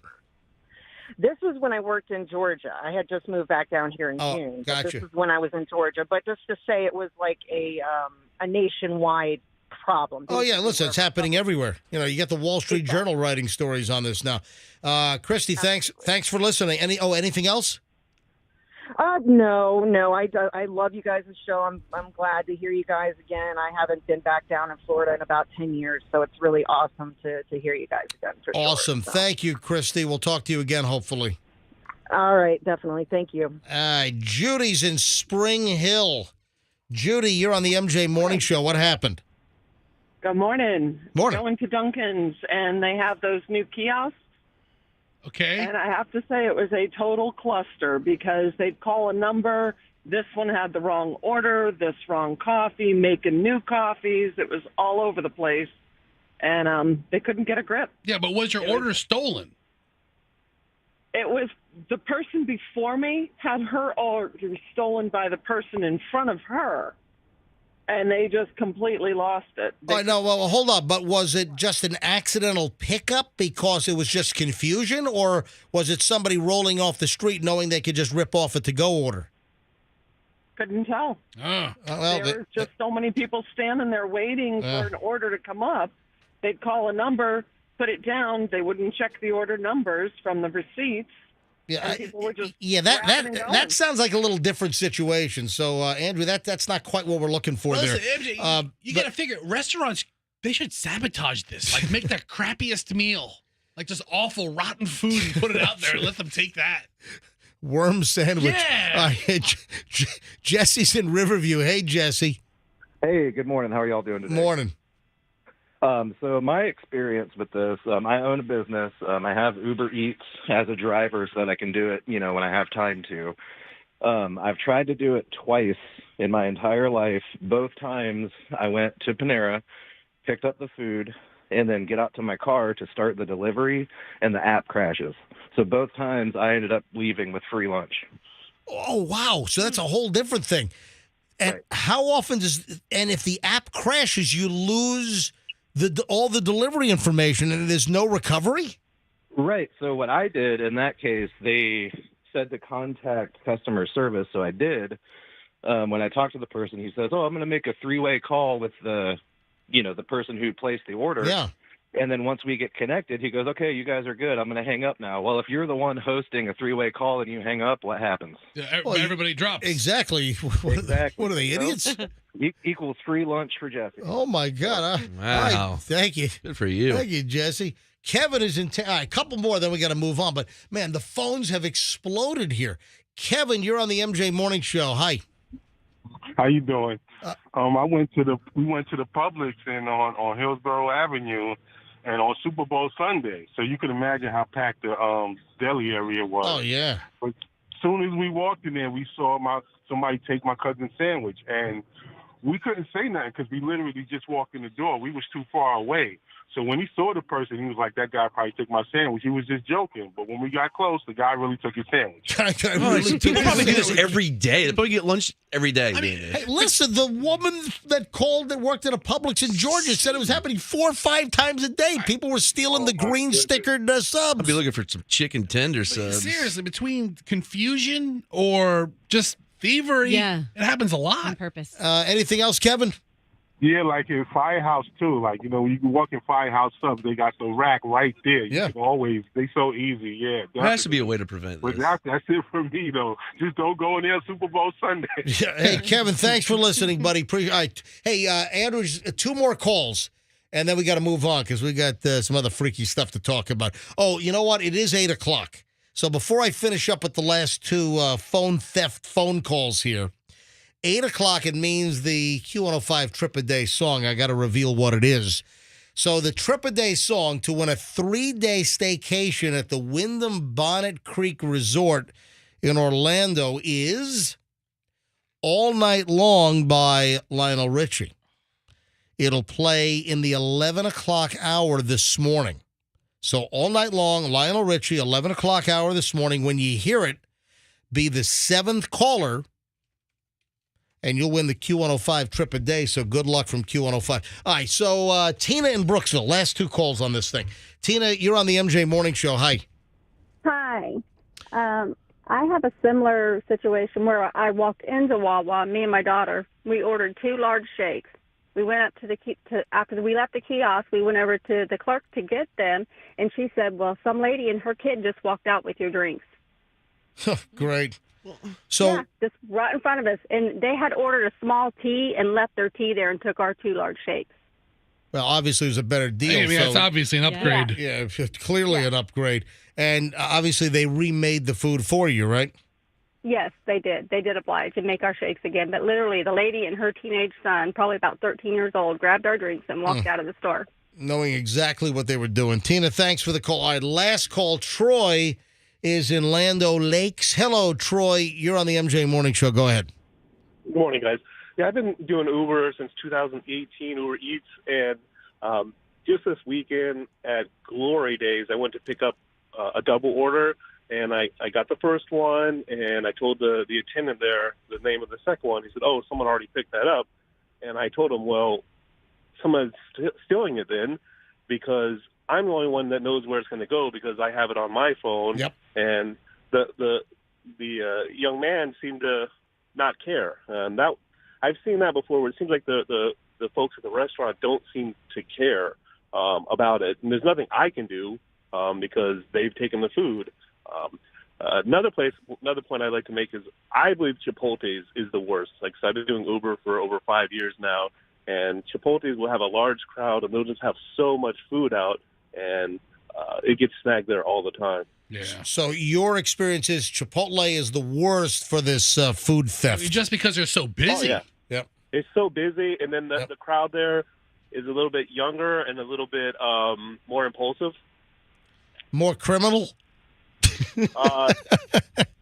Statistically, I would say a little bit more daring. So sticky your fingers. Hey, before I let you go, Troy, because you do drive Uber Eats, and I've noticed now over the last, I would say, 4 or 5 months, and I've talked about in the past all of the Uber Eats or DoorDash delivery drivers delivering food in my neighborhood, like, 6:30, 7 o'clock, 7:30 at night, because every night I walk my dogs for a couple of miles after I finish my afternoon show from my home.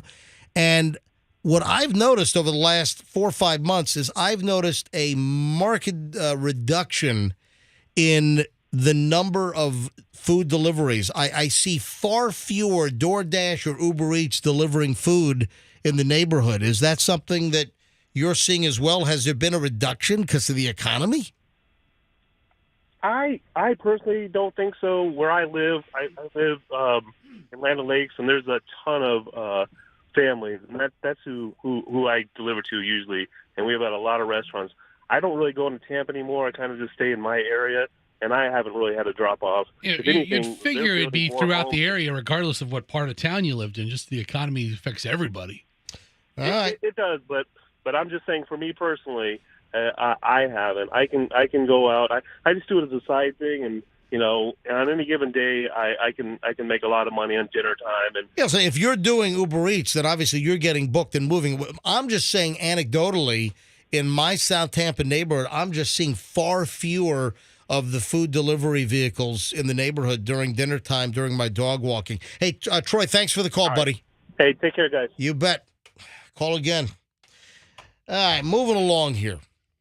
Got a lot of crap to cover. You're in the midst, folks, of our long chunk of the MJ Morning Show.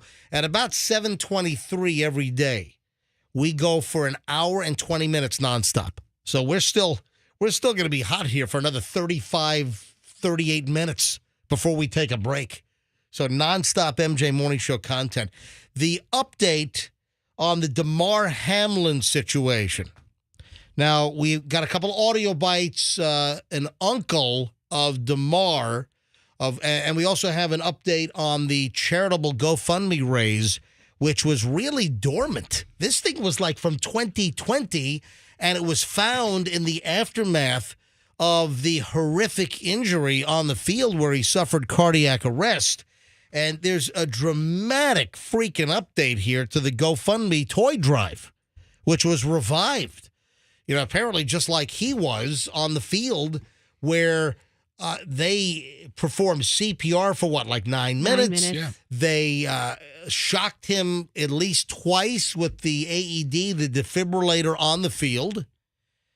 So the update, and we have some audio from Damar's uncle, and his name is Dorian Glenn. And here's what he had to say about the condition of this Buffalo Bills safety of Damar Hamlin. He's still sedated right now. They just want him to have a better chance of recovering better. So they felt that if he's sedated, his body can heal a lot faster than if he was woke and possibly cause other complications. And we're just taking it day by day. Seems like he's trending upwards in a positive way. Well, that is positive. And did I see something that one lung was operating normally now? One was not. He's on 50% of the ventilator. Yeah, and so the ventilator was originally at 100%. Now the ventilator is only running at half. One of the lungs is working. But, the question is, how long was he deprived of oxygen to the brain? And let's just hope that there's no brain damage whatsoever. They also had chilled his body, which in certain injuries, they will chill the body. And I think that also has to do with something with brain preservation as well. One other clip from Dorian's uncle of this is Dorian, and this is Damar's uncle, Dorian. Right now, they're just trying to get him to breathe better. He's on a ventilator to help him with breathing, and they're trying to get his lungs back to full strength. He was like on 100% being assisted by the ventilators yesterday, and he's approved, I believe, up to 50%. So that's definitely an upward trend, and we're thankful for that. Yeah, there's the audio bite that I had heard about his lung capacity. It's good that we're hearing updates now, because yesterday seemed like a long day of not hearing anything about how he was doing. And when you're not getting information, it's like, oh my gosh, how bad is this? The family put out a statement through their spokesperson that they thanked everyone for all the outpouring of support, the Buffalo Bills, the Bengals. So just a massive outpouring. And then we have the toy drive. Now, this was a couple of years old. Yeah, it was originally posted like in 2020. 2020. He was still in college at University of Pittsburgh. It was in reaction to the pandemic and kids who were needy at Christmas time and weren't going to get gifts. So that's how it started in December of 2020. So Damar Hamlin, this was even before the NFL draft. So the NFL draft happens in the spring. Yeah, he's only been in the league this is his second year. Yeah, so he was drafted, so he played 21-22, and then this is 22-23. He's only 24 years old. And again, I also want to just comment on the nonsense conspiracy garbage that's floating around, and some people suggesting, he was... There's a conspiracy? How is there a possible conspiracy about that? Because folks are trying to suggest, the anti-vax crowd are trying to suggest that he was vaccinated, and that's why he collapsed on the field. Oh, that's all over the place. And it is preposterous. It is ridiculous. He was hit hard in the chest. This is a known issue. It is somewhat rare, but it does happen that at a certain point in your heartbeat, if you get a blunt force trauma to the chest, it can cause this type of cardiac arrest. It's called commotio cordis. Commotio cordis, exactly. I was just about to get to that. Commotio cordis, and this is the condition that he apparently suffered from. Well, they don't know. They haven't confirmed that. But cardiologists, that's what that is. Lots of doctors and cardiologists are assuming this is what happened because it appears to be textbook.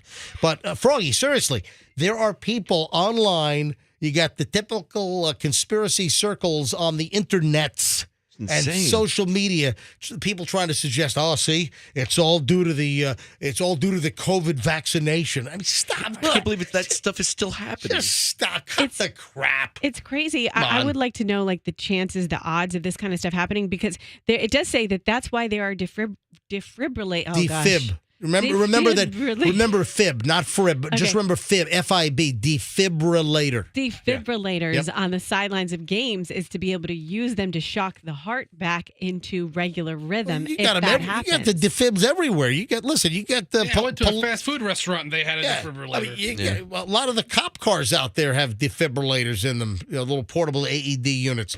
But listen, you've got the right, if you want to get vaccinated or get a booster for COVID, that's your right. You can do it or not do it. You can decide whether you want it or not. I've got no issue with you making a personal choice, but I got a problem with the conspiracy wackos saying that Damar Hamlin dropped on the field because of a COVID vaccination. That's ridiculous. And that's floating around. But hopefully there are some good signs here. You think there's any chance? Let's say he recovers, does not have brain damage, and do you think there's a chance he goes back to the NFL? I told you there's a soccer player who plays for one of the top teams. He had a heart attack on the field, came back, got signed by a bigger team, Manchester United. If this is truly an isolated incident, MJ, and it's not something congenitive or something congenital, whatever, I could be hope back. he'll be fine. I hope so, but I mean, I don't know if he's going to get cleared to play after this. Well, I would hope so. If he's okay physically, 24 years old, he's just at the very beginning of his NFL career. Oh, but quickly, back to the toy drive. There's an update that was put out by the family. Now, the original toy drive back in 2020, when he still wasn't drafted yet, he started a toy drive. It just shows that this guy's heart, and I'm not trying to make it, the kind of guy, the kind of man that he is. His heart is in the right place. Even before the NFL, he had done a toy drive where he tried to raise $2,500 to buy toys for underprivileged kids. And this was 2020. So after this incident, after what happened on Monday Night Football, people discovered this old GoFundMe from a couple of years ago, and they just started donating money. The goal in 2020 was $2,500, and I don't think he hit that goal. Back in 2020, I don't think he actually hit the $2,500 goal. And the original post was like, hey, I'm trying to, raise money, and it was a whole little, dissertation.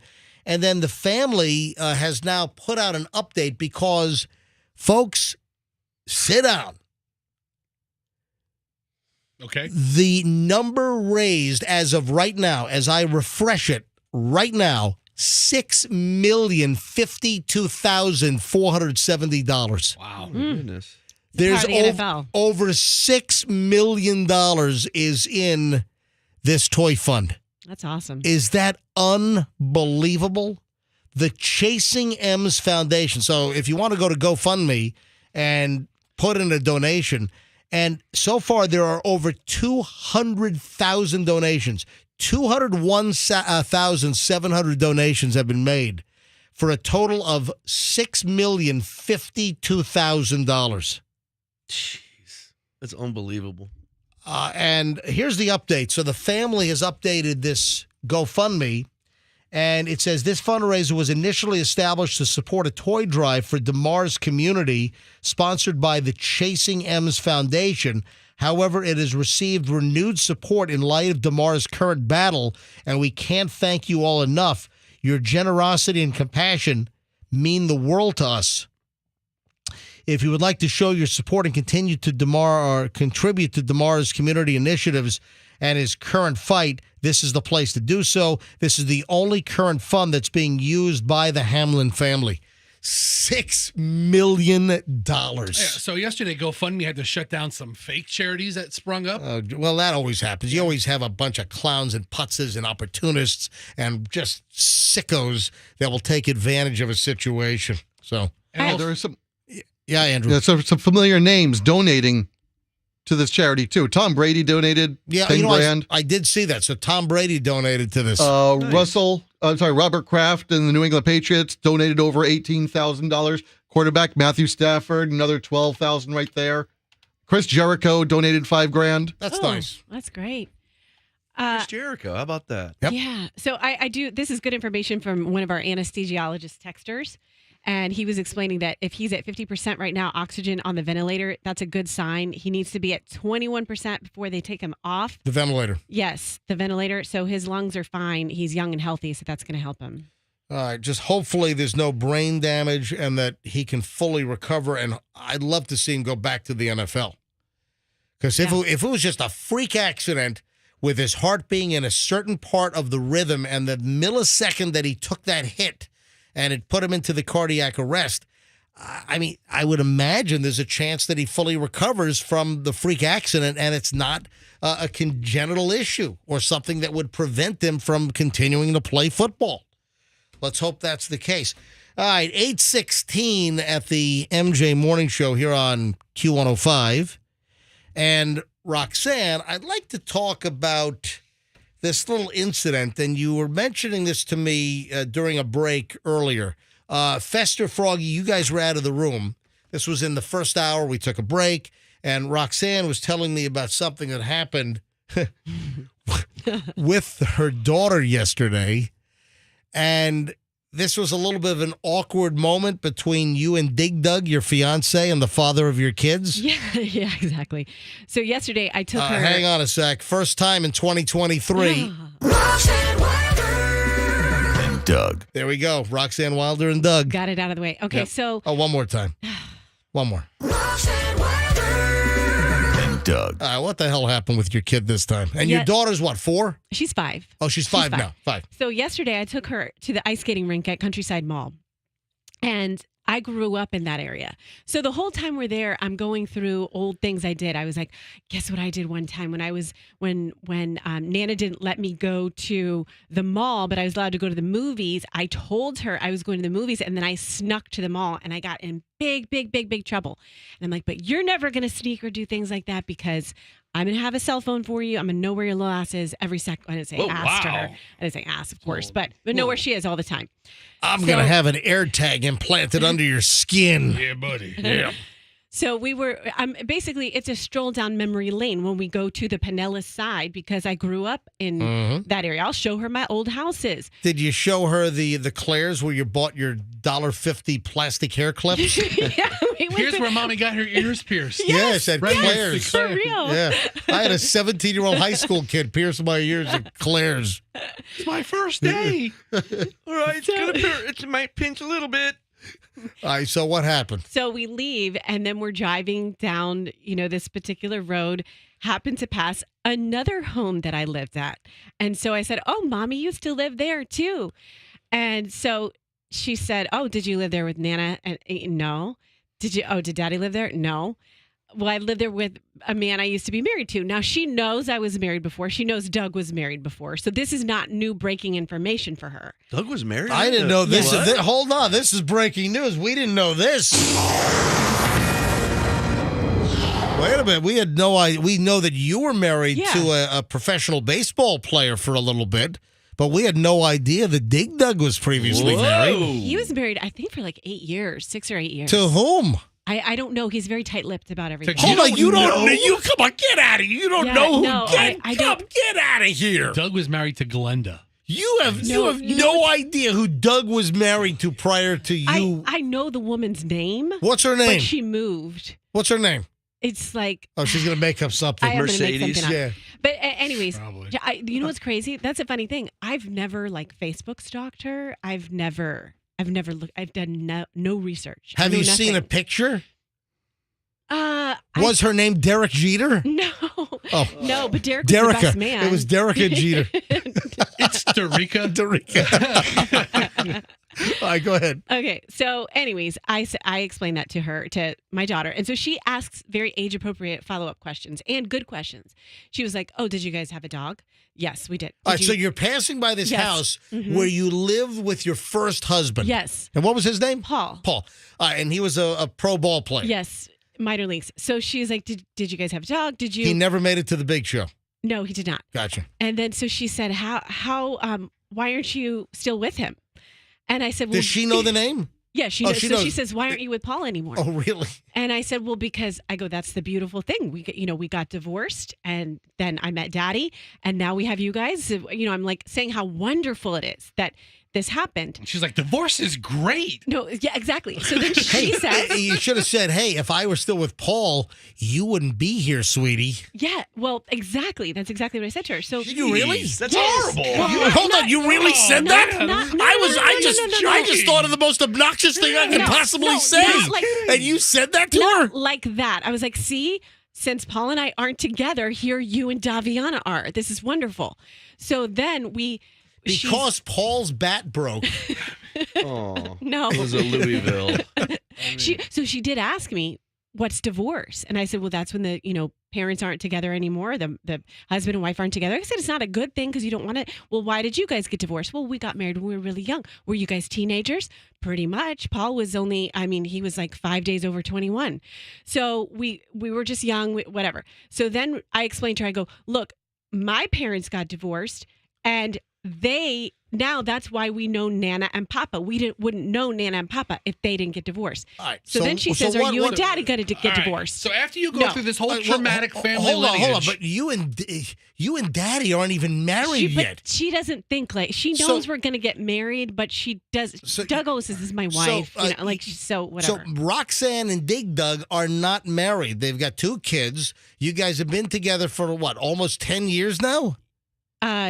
Longer than that. Okay. 2009. Right. So 12 years, 13 years Yes. this year, I would imagine. Yes. So anyway, so that like 4 hours pass by. So we go home and then we So you think this is all in the past? This is in the past. Conversation's over. Covered everything. You go home. Yes. And then we're in the car, the 4 of us, and she's like, she wistfully says in the back seat, I just really want to see a picture of Paul.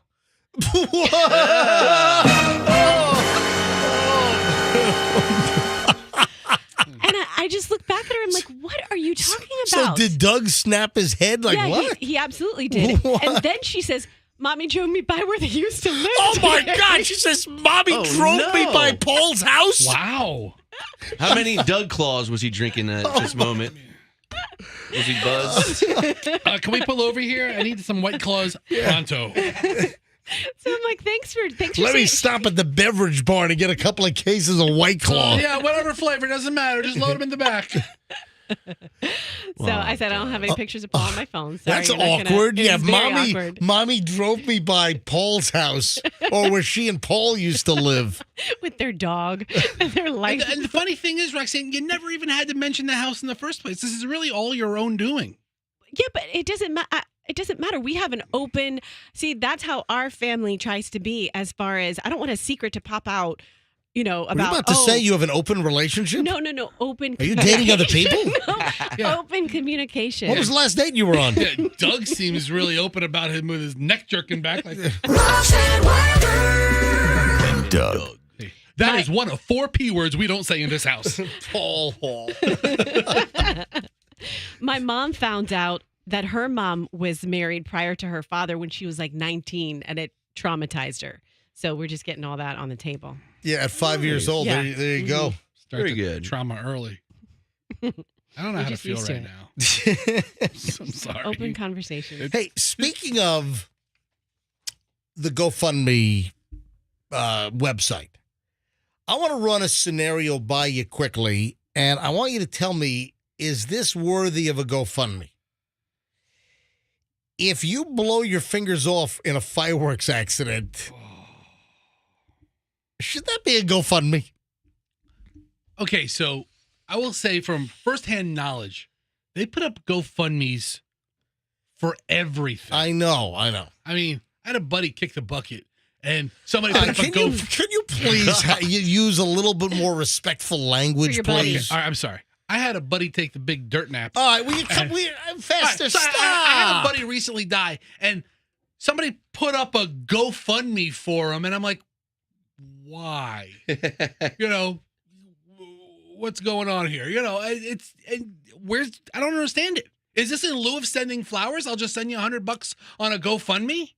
I don't know. I don't know. I don't understand why they set them up for everything. All right, well, here's the deal. This happened in Montana. A guy in Bozeman, I once applied for a job, and early in my radio career, I applied for a radio job in Bozeman, Montana. And that didn't that's work out. lovely. You didn't get the Bozeman job, but you got the Los Angeles job. I didn't get Bozeman. How crazy is that? Son of a... I was applying for a program director job in Bozeman, Montana. They're like, this guy's not good enough for this market. I don't think you got what it takes. For both. Yeah, I didn't get it. So that was like when I was like 21 or 22 years old. So here's a story out of Bozeman, Montana. Guy's name is Cameron Alverson. And, well, he had a pretty eventful New Year's Eve.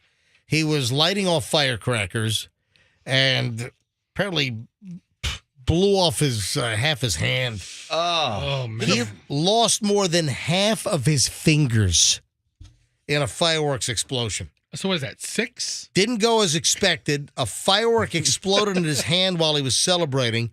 Lost more than half of his fingers on one hand. So that's 3. I mean, why can't you say he lost 3 fingers? I lit off 2 fireworks, and then the third one was like a dud, and I went to check it, and it just blew up in my hand. Alverson was shooting off fireworks when one didn't fully go off. When he went to pick it up, the mortar shell exploded. So this is not like just a little, blackjack firecracker. This is like some kind of mortar. Yeah, it blew off his fingers. It did. I have a couple of mortars left over from New Year's, and one of them didn't go off. And I'm like, we're leaving it. We're not getting anywhere near it. Yeah, folks, wow. He said that he couldn't see anything. His hands were numb. I finally got sight back for like 10 seconds after the explosion. He got his sight back because I guess he couldn't see for a little bit. And then he sees that one of his hands was missing.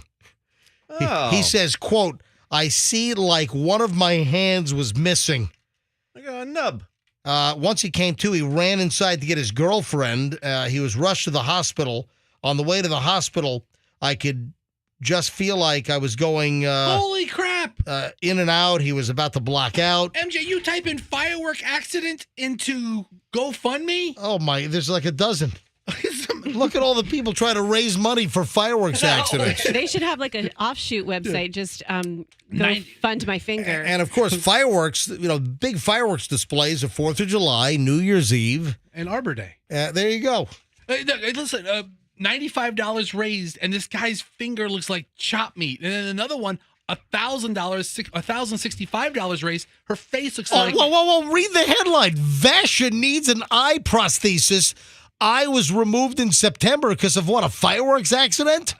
Oh. It blew up in her face. My dad needs an amputation. Oh, my God. Look at all of these GoFundMes for people that had fireworks accidents. Dominique Harrington, emergency eye surgery, firework accident. Is the football player on there that when he blew off his fingers? What's his name? Yeah, Jason Pierre-Paul. Yeah, JPP. Mm-hmm. New York Giant, formerly with the formerly Giants. Bulls. He was also with the Bucks for a spell. Now where is he? He's moved on from the Bucks. He's somewhere else now. And he had a fireworks accident when he was with the Giants and blew off like a couple of fingers. He's with the Baltimore Ravens now. MJ, there are dozens of GoFundMes. Look at this woman's eye. Mostly eye injuries. But the reason why I'm bringing this up, if you blow your fingers off in a fireworks accident, knowing there's inherent danger, is that something that people should really donate to a GoFundMe page? Here's the thing on it. Anytime there's something traumatic that happens in a person's life, as a well-wish, whether you mean it or not, you always end up saying something along the lines of, hey, if there's anything I can do to help, call me. Yeah, I'm not that way either. Right. But, yeah, donate $100. I mean, if this guy needs surgery, he may not have insurance or something like that. He may be stuck with a big bill. I just saw the story. I'm like, all right, you did this to yourself. You blew off your hand with fireworks. Is this really a GoFundMe, or are there more needy individuals that need donations through GoFundMe? Moving along. I want to roll by an airline situation, and it's not the Southwest mess. And did you see the latest? Apparently, Southwest, for people that got totally hosed over by Southwest during the holiday travel debacle, Southwest offering like 25,000 frequent flyer miles. But this story has nothing to do with Southwest. This is a Delta story. And I like Delta. Delta is my primary airline of choice. I fly Delta the most, then probably JetBlue, United, Southwest, as far as the airlines that I fly most. But I want you to listen to this Delta story and tell me kind of like, what would you do? I'm John Quiones. What would you do? Delta pissed off a family. And again, I like Delta. That's my first choice. I have the most frequent flyer miles, the most status with Delta. I get upgraded the most. So listen to this. A family is claiming that Delta Airlines offered them $24,000 in vouchers to give up their seats on an overbooked flight. Now, remember, over the last, year, sometime last year, remember we had a couple of stories about some of the offers for people getting bumped off flights or people being asked to give up seats, that there were some crazy numbers where people were being offered $5,000, $10,000. Anyway, over the holidays, David Reeves of Nashville, Tennessee, said that he and his wife and daughter, they were flying from Oakland to Salt Lake City. This was on Christmas after they were visiting San Francisco, when the flight crew offered them $8,000 each for their 3 tickets because the flight was overbooked. So this guy Reeves, David Reeves, jumps up and says, I'll take it. Yeah, no kidding, right? $8,000 compensation per ticket. So family of 3 times $8,000 is $24,000. Real vacation. And wow, but guess what? They never got it. What? All right, listen to what happened, and we need to kind of evaluate this and see what you think. Turns out they didn't get it because ultimately the co-pilot, the first officer, didn't show up and the flight was canceled. So they already committed to his $24,000, but then the first officer didn't show up, so the flight never left. So then Delta's like, nope, you weren't going anyway. Oh, gosh, that's horrible. So what's the ruling on that? Well, they don't get the tickets. You just said it. Well, they're not, but is that the right thing? If they already committed, or do you think the whole thing is erased and scrubbed because the flight ultimately did not go? That's interesting. They never got their cash windfall because the flight was canceled because the first officer, the FO, did not show up. You know, for a couple of minutes, they were just partying and loving it. Woo! Oh, man, like Mega Millions, which I don't think anyone won Mega Millions last night. It's almost $1 billion again, right? It's like 900 and something. Hey, bring up the Mega Millions site. We'll talk about that in a second. I bought my tickets in the Chicago airport. See, I do that on too. Sunday. Well, then it's expired by now, right? What? When does Mega Millions draw on? No, it's Powerball that draws on Monday. No, it was Tuesday. What are you saying expired? What are you saying? Which one's the big money? Mega Millions was up to $750 million for last night's drawing, Tuesday night. All right, so your Chicago tickets are obviously not the winners.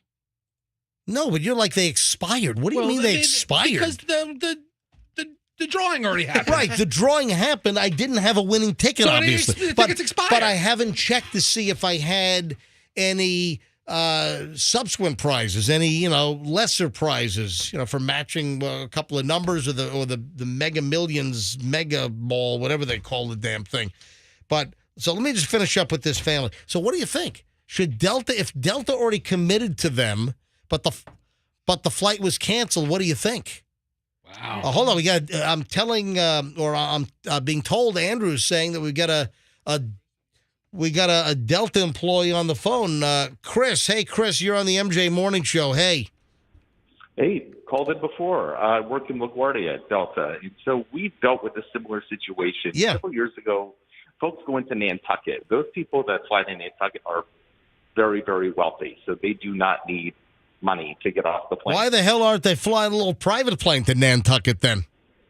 Because it's somewhat cheaper to fly commercial. It is. And it's also a hop and a skip to go from New York to Nantucket. It takes a second. Yeah. But anyway, so I was working the flight, and my supervisor had to come, and they offered $10,000 each for 2 people to get off, and almost nobody was taking it until finally 2 people begrudgingly took $10,000 each for a hotel stay. Yeah. A voucher, which the voucher is not just a gift card for the airline. It's also American Express. It could be for Blooming. It could be like basically it's cash. What we're giving you essentially. And so they took the $10,000 each, the $20,000 plus a hotel stay, and then they were also local. So they stayed in a hotel near the airport, and then they had a taxi take them back the next day. That's incredible. And they did walk away with $20,000 in cash, essentially. They did, because nobody was budging on. Like they, at one point, was up to $5,000, and nobody was moving. And that was kind of like a big, because I've never seen that. Well, listen, I've always heard that if they're offering travel vouchers, and typically it was like a $500 travel voucher, or you get a round trip somewhere, or whatever the story was, is you always have, or it's been my experience that a lot of times when they do overbook a flight and they're trying to find volunteers to get off the flight and get some compensation, I've always been told don't jump on it immediately, because the offer goes up, and a lot of times you'll see people race to the counter at the gate. Oh, I'll do it. It's like, you dummy, just sit back and wait, because the offer's going to go up. It's going to double. It's going to triple. But, ultimately you have folks that will jump immediately instead of waiting for the prize round to go higher. Well, so one more thing. So with Delta, at least, they will allow you to go up and take the initial offer, but whatever the final offer is what you'll get. So if you go in and take the $200 and it ends up being $1,000, you'll get the $1,000. Ah, gotcha. All right, so next time I'm in LaGuardia and I'm flying Delta, there's a chance you might be working my gate? Very well could be. I used to work on the tarmac, and now I'm at the gate, and now I'm seasonal.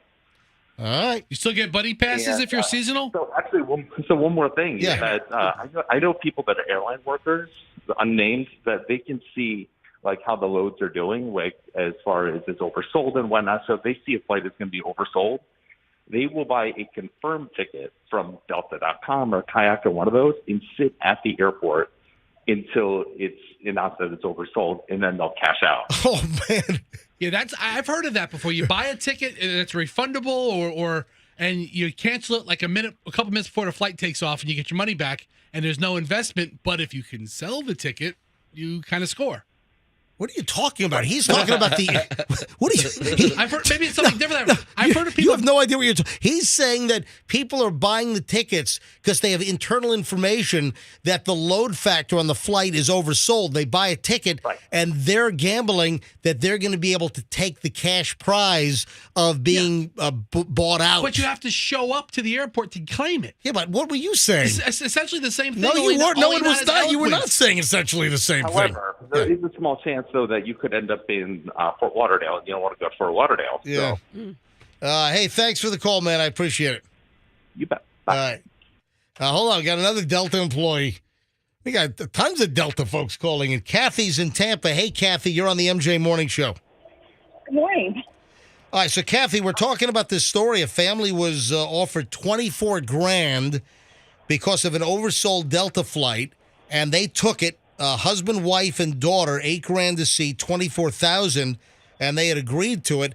And then the flight was canceled because the first officer didn't show up. And the family's like, "Hey, listen, you made the deal. We want our money." And Delta's like, "Hey, listen, the flight didn't take off." Right, because usually what happens is compensation is not worked until the flight's departed. And if the flight doesn't depart, they don't work the compensation. And they also wait to give the compensation to be sure that they actually need the volunteers. Because there are occasions when people don't make the flight still, even though they checked in. Gotcha. What do you do for Delta? I actually work in I actually work in res, but I take the calls from airport support also. Gotcha. So when they need help with this stuff, but these things, and I see them on the reservations, and they're not worked until after they actually leave the gate. All right, Kathy, thanks for the call. Appreciate it. I just thought it was an interesting story. And, they're trying to say, hey, Delta, give us our $24K. And I don't think they're going to get their 24. No. They might end up with a voucher for a round trip each. But if the flight never took off, then maybe they shouldn't get it. But I mean, so close. I mean, they had the 24 grand in their hand, They had it and then there's the boneheaded first officer doesn't show up for the flight. They're going to buy a new car. And we would have had $24,000 if it wasn't for you meddling first officer. What a pain in the ass that would be. Get you a 2005 Lincoln. 24 grand, you can get 10 of them. Jeremy Renner. You saw the sheriff up in Lake Tahoe. He had a presser yesterday discussing the Jeremy Renner situation. And I know that he posted some images of himself. So They're pretty graphic. Yeah, he took an image of himself. I mean, it's not the glamorous Jeremy, Renner. It's a hospital selfie. He took, and you can tell it looks like he took the picture himself because it just has that like extended arm, So At least he can lift his arm. yeah, but he was run over by his snowplow, more like a snow cat, one of those tractors that they have at ski resorts to groom the slopes is what this thing looked like. Now, what did you send me? You sent me something last night and you made some kind of a comment. Yeah, because I just said that we were correct yesterday because the snowcat safety features failed because we didn't know why. At that point, we didn't know why he had gotten off of it, but now we know that he'd gotten off of it to help a stranded motorist. And so he gets off of it, and then the snowcat ran him over. So- but the safety feature didn't engage or didn't do what it was supposed to. Which I don't is know if it's supposed to not have keep a moving. dead man switch or Right. whatever, where you have to have your foot on something. It's called a dead man switch. But apparently, Jeremy Renner was trying to be a good Samaritan to help. Was it a friend or relative out of I the thought it snow? was a neighbor. Or I don't know. They lived in a tundra. I thought I saw that it was a relative that got stuck in the snow. Now, let me play the audio here. This is the Sheriff Darren Blam. Okay. Sheriff Blam. Balam. How do you not know? Blam. That's who I will vote for sheriff every time. Boom. What a great campaign ad. I'm going to vote for Sheriff Blam. Blam. Blam. Blam. Blam. Blam. Blam. He just sounds like he's tough on crime. He does. All right, so here's part of his presser from yesterday on the Jeremy Renner snowplow accident. Based on our investigation, Mr. Renner's personal vehicle, which was being driven by a family member, had become stuck in the snow near his home. Mr. Renner went to retrieve his piston bully, or snowcat. See, yeah, snowcat. Did he say piston bully? I mean, they use really technical snowplow terms. Yeah. Up Like what Scampman Crothers drove. It was- Shining. It's this. That's how Here's Johnny. the snowcat. An extremely large piece of snow removal equipment weighing at least 14,330 pounds. I'm telling you, Jeremy Renner had like a ski resort quality snowcat that he had, I guess, to plow his property. In an effort to get his vehicle moving. After successfully towing his personal vehicle from its stuck location, Mr. Renner got out of his piston bully to speak to his family member. At this point, it was observed that the piston bully started to roll. In an effort to stop the rolling piston bully, Mr. Renner attempts to get back into the driver's seat of the piston bully. Based on our investigation, it's at this point that Mr. Renner is run over by the piston bully. Oh, man. So piston bully again. almost like, did he slip and fall in the ice or snow? And he ended up under the treads. Those have those heavy treads like... There's like blades on like them. a tank or like a...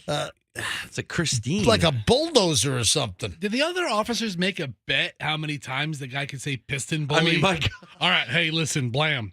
I'll give you $50 if you can say Can you it 8 bring up... times. Can you Google piston bully? All right. I thought it was Bullet. Now, is that the name of a company?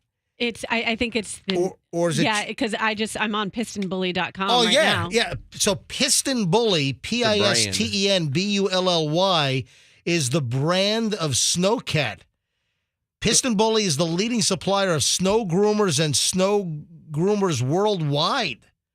So I wonder if that's what like Vail Resorts uses at Vail or Breckenridge or Probably. Beaver Creek or Whistler, Blackcomb. All right, so go to their website. I want to see the lineup if I want to buy a piston bully. Yeah, they don't have a lineup of those here in Tampa. Yeah, That thing must cost $500,000. Oh, they're expensive. No, they're expensive. Yeah. I've heard that they're a couple of $100,000. I would hope it wouldn't run over you for that price. The ones you see at the ski resorts, those things are expensive. Let me listen to Sheriff Blam Blam here.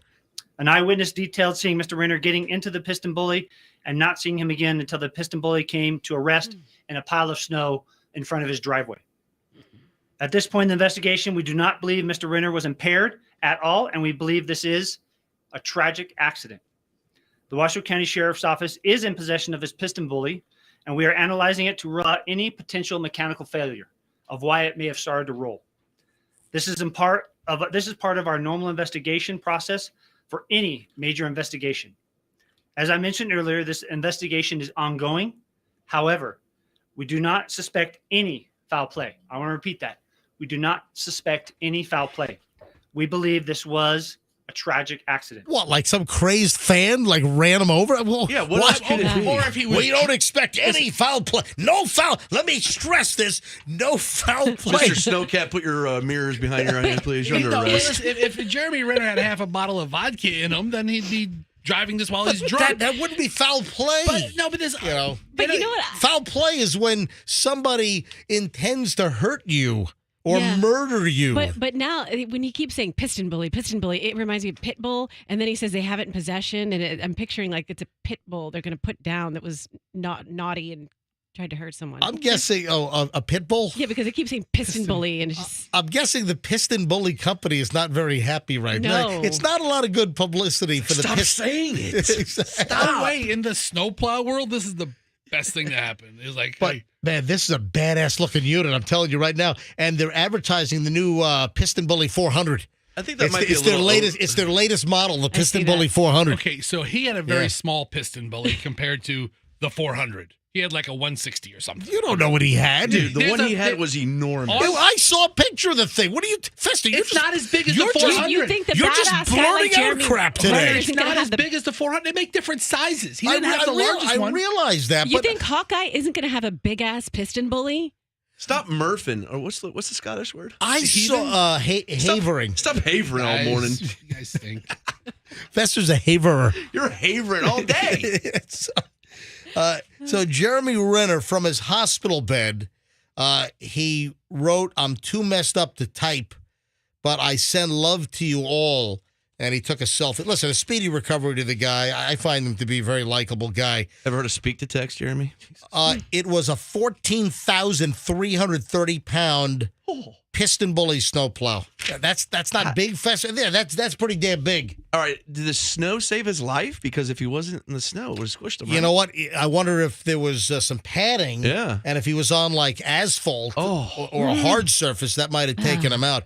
Yeah, Andrew. Yeah, is the reason that the sheriff kept saying that there was no foul play their way of saying we're done investigating? No, Yeah. the investigation continues, but they've just ruled that out. But not by them. It would be by what, NTSB or I don't know. Manufacturer. I don't know if the NTSB is I going mean, to he investigate. said they're in possession of it I don't know. to do an investigation. They've just ruled out that as a possibility. All right, running a little late here, folks. I lost track of time. 8:49 at the MJ Morning Show. So we even went longer than we should have in our long segment here on the MJ Morning Show. All right, we're back in a minute. We got a long half-hour chunk to go in minutes. Coming up, what's going on with Generation Z and millennials and wedding rings? Hang on, I'll explain all of it coming up in just a bit. Oh, also, we've got some mugshot mania. We got two amazing specimens of mugshot mania coming up on the MJ Morning Show. That and a whole lot more next. Stand by. Hey, if you're making a move...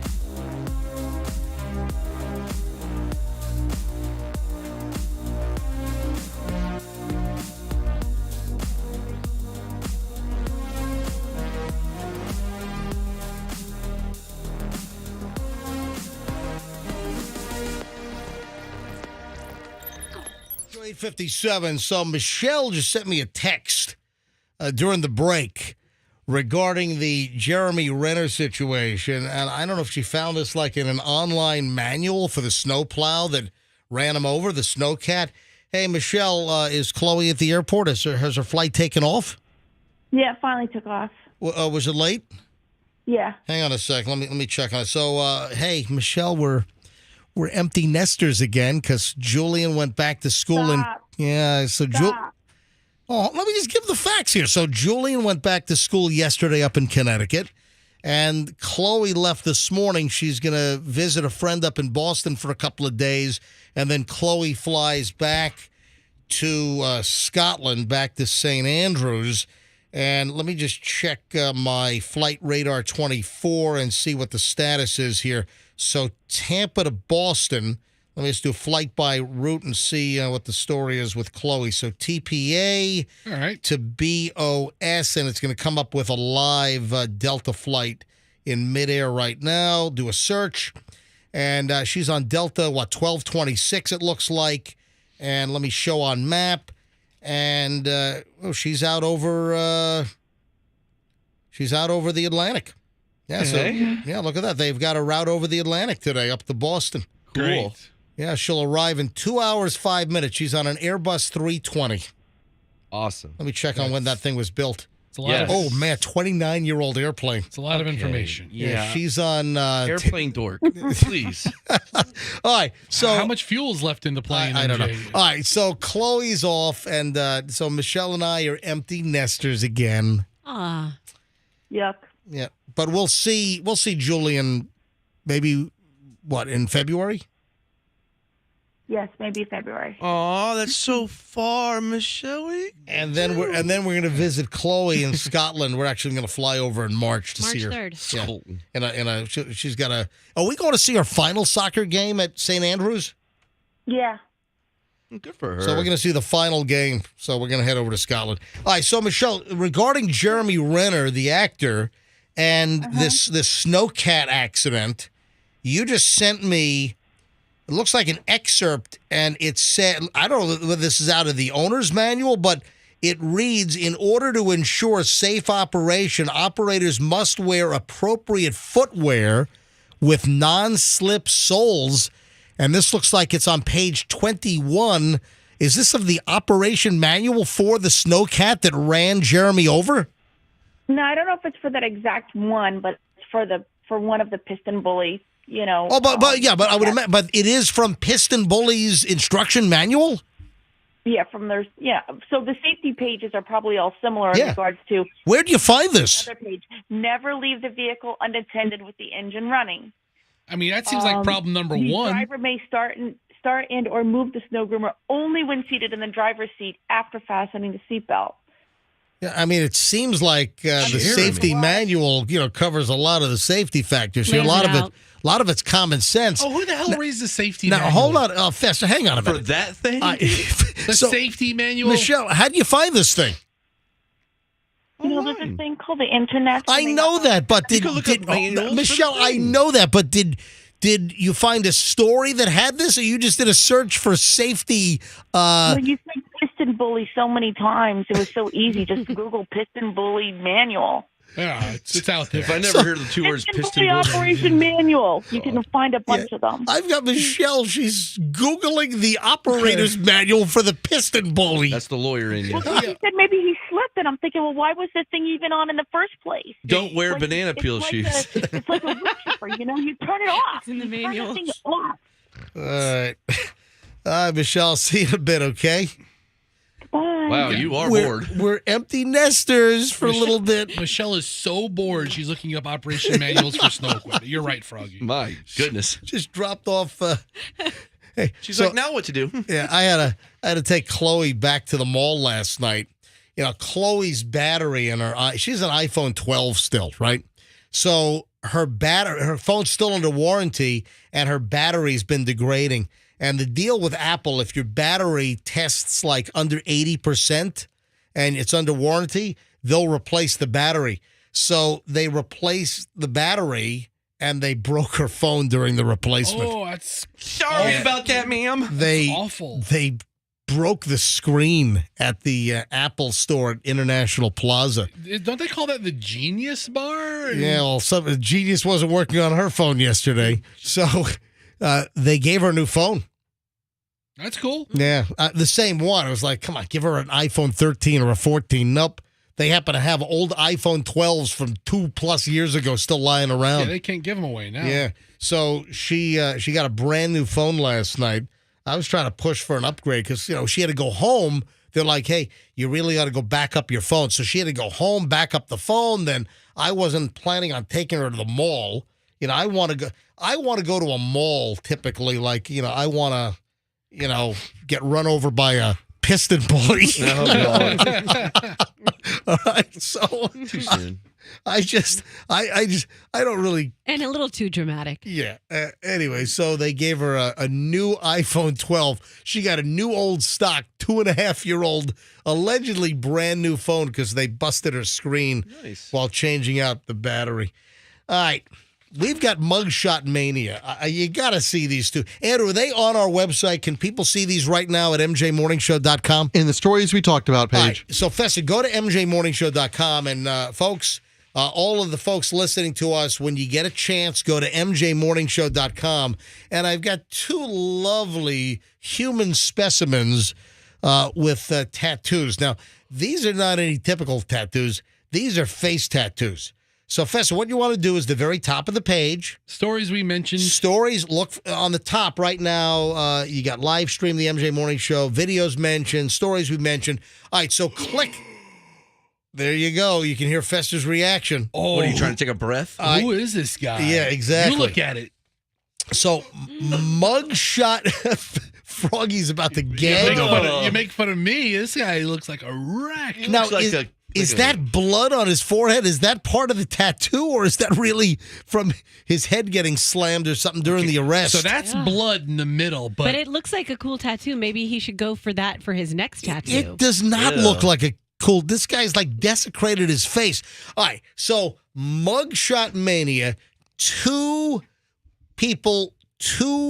individuals with tattoos. The first guy, you got to see this guy's mugshot. He was arrested. Yeah, Andrew. It's not just his face. I mean, he doesn't have hair. That looks like all of it's a tattoo. Yes, he has a hair. He has a hair He tag. tattooed a hairline. Andrew, can you do me a favor? Can you have the engineers check why that microphone sounds like ass? It's actually the personality. No, it's not. I think it's probably me. No, it's not. It's just the microphone. I'm going to turn your mic off. Listen, okay, fine. Fessy, you're just spouting out just all kinds of buffoonish information today, and also making personal attacks against our producer. First of all, it wasn't an attack; it was an observation, and it's factual. There's nothing wrong with Andrew. Andrew, seriously, that mic sounds like it shoved up someone's butt. Can you have Max look at that microphone? I'll put in a ticket. We need that microphone to match the microphones in the studio here. They need to sound like my mic and Rox's mic and Fester's mic and Froggy's mic. Yeah, right? noted. Thank you. I'll put in a ticket. Thank you. Appreciate it. All right. So mugshot guy number one has been arrested. And let's describe this. Who was saying that his hairline's a tattoo? Yeah, if Andrew's at it. The whole thing. I mean, if you look at his, you can see like the white hair kind of like on the side of his head. He's completely bald. He gave himself a hair helmet tattoo. You know the little Lego men with like the snap-on hair? That's what it looks like. This guy has a whole tattooed hairline and like his side. It's crazy looking. So his whole head is tattooed to look like hair. And then he's got some kind of a crazy, I don't know, Flash Gordon lightning bolt coming off of his right eye up and down. Is that what David Bowie had on his eye? Is that what that is? It looks like you mean Ziggy Stardust? I don't know. Then his neck is tattooed. He's got teardrops coming off. He's got some kind of spike deal coming off of his left eye. Anyway, this guy's a tattooed facial freak. Random art there. It does. And then he's all bloodied where it looks like he was slammed into a wall. Or is that one of those bloody, like, real-life tattoos that are supposed to look like wounds? So this is tattoo lunatic number one with his facial tattoos with Mugshot Mania. So we have it up, mjmorningshow.com. You got to see what this guy looks like. And just click on stories mentioned on the MJ Morning Show at the very top of the page. And then the second story, Froggy, take a look at this lady. Walk over here. Take a look at this one. Drag your mic over and give me your honest reaction here. Are you ready Looks for the like big? the same. Looks like the other guy. Now, hang on. I'm about to do the reveal. And is that not Halloween She's makeup? a Mexican death march woman or whatever. Yeah. It's like Day of the Dead. Day of the Dead, Coco, from Coco, yeah. Oh, my. From Mexican culture. Mexico. Yes. All right, so this woman. Oh my God, is that real? It is. It is absolutely real because there are two pictures. Folks, you gotta see. Froggy, get your microphone. She was normal looking. She hold on. Yeah, Look, she's the cute. other picture, guys, it's her tattooed face with makeup on it. No. She's beginning the removal process. So she's understanding that she made a really stupid move, having spider webs and all kinds of like Aztec, almost Aboriginal dots all over her face. She looks like Mama Imelda Who's that? from Coco. I've never seen Coco. Either have I. I don't know what the hell you're talking I'm about. sticking with it. All right, but this is bizarre. And this woman is apparently having the tattoos removed, but you got to see the before and after. And they haven't completely removed the tattoos yet. They're significantly faded. Why would she do that? Why do people... You got to see what she did. She like turned herself into like this crazy skeleton-looking spiderweb face. If you're kidnapped by a cartel and they say the only way you live is that, then you do it. All right, here's the deal. That's it. An Ohio, let me read the story.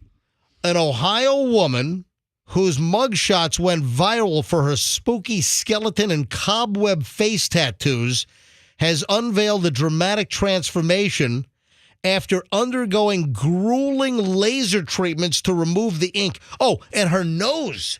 Her nose was like totally tattooed, like old tattoo blue-green ink. Oh. The whole like top, her whole nose was like this blue-black, greenish tattoo ink. And she's going through the laser procedures now to get the tattoos removed. And, oh, my God. Okay, does it say what kind of stage she was going through? Like, what possessed her to do that in the first place? Like, what? Yeah, I want to know why. Yeah. Admiration for the Mexican culture and heritage. Yes. I mean, I love the movie Coco. What is the movie? What is that? It's so good. I don't know. It's I don't so even good. know what it is. I highly Is recommend. it a Benjamin Disney- Bratt is in it. It's Hold on. wonderful. Okay, is it a Disney or a Pixar Disney. film or something? Disney. Is Watch it it tonight. Channing in it? I don't. No. Okay. Alyssa Zabrowski, 31, first made headlines in December of 2018 after she was arrested in Ohio on charges of shoplifting and drug possession. Her booking photo showed her forehead covered with a spiderweb tattoo, along with Day of the Dead inspired skull design around her eyes, cheeks, nose, and lips. Ow, that looks painful. And then in April of 2019, she was back in the news again. She was also arrested. But now, more than 3 years later, Zabrowski has turned her life around after completing a drug court program.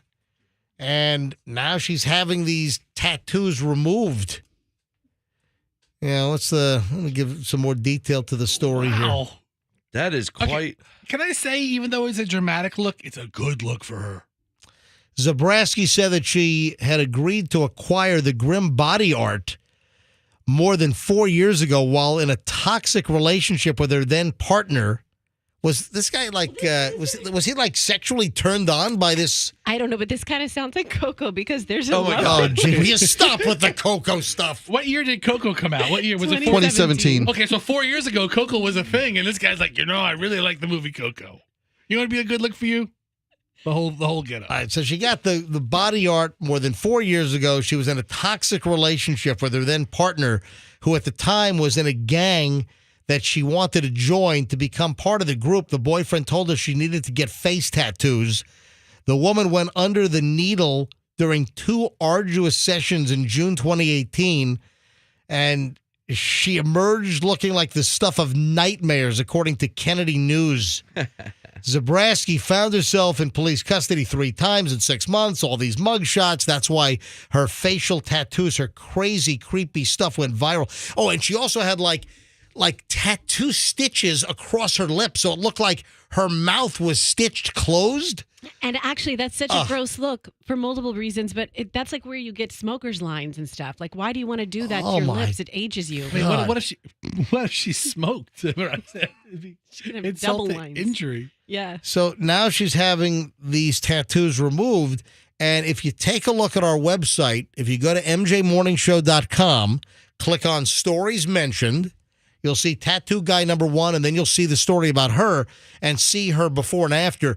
But they still, with the laser procedures, they've gotten most of the tattoo off of her face, but there are still remnants as I guess you got to do continued laser treatments to continue to fade the tattoos. I don't know if they're going to be able to get it completely out because some of the tattooing was very dense. And coming off hurts more than going on. Oh, yeah. I've heard that the laser treatments can be really, really tough.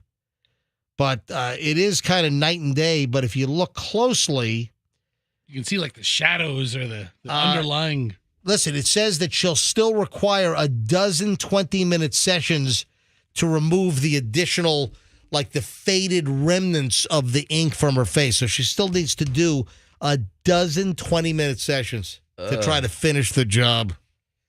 But folks, listen, would you please consider before you get all kinds of tattoos on your face? That's the hot thing. Yeah, face, neck tattoos. I saw a commercial where the woman had a tattoo on the palm of her hand. Yeah. I've never seen that before. I'm like, who thinks of that? Good for her. Obviously, the woman that you saw. It was like a 1-800. Never mind. What's your joke? This is tattoo of the palm of the hand. I don't want to say it. What? Never mind. What's the joke? I can't imagine what it is. I'm going to use better judgment this year and not say wow. it. So 2023 is the year of better judgment for Froggy? It was a wiener joke. All right, that's enough. All right, listen to this. Generation Z and millennials are apparently open to wedding ring alternatives.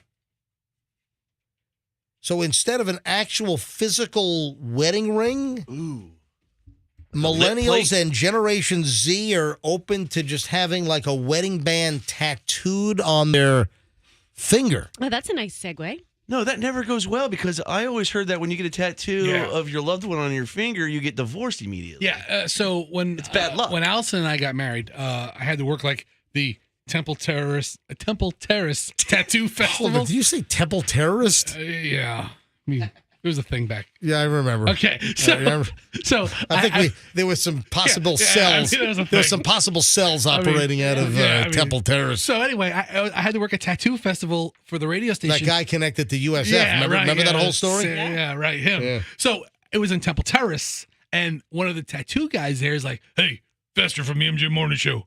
I heard you're getting married. I'm gonna give you a wedding gift. I'm gonna tattoo a wedding ring on you." And I was like, "Oh, thanks." And I told Allison about it, and she's like, "Absolutely not. Because that's like the curse. Yeah. If you get a name tattooed on you, that's the curse right there." 1 in 5 millennials will be open to tying the knot permanently with a tattoo ring, according to a new survey.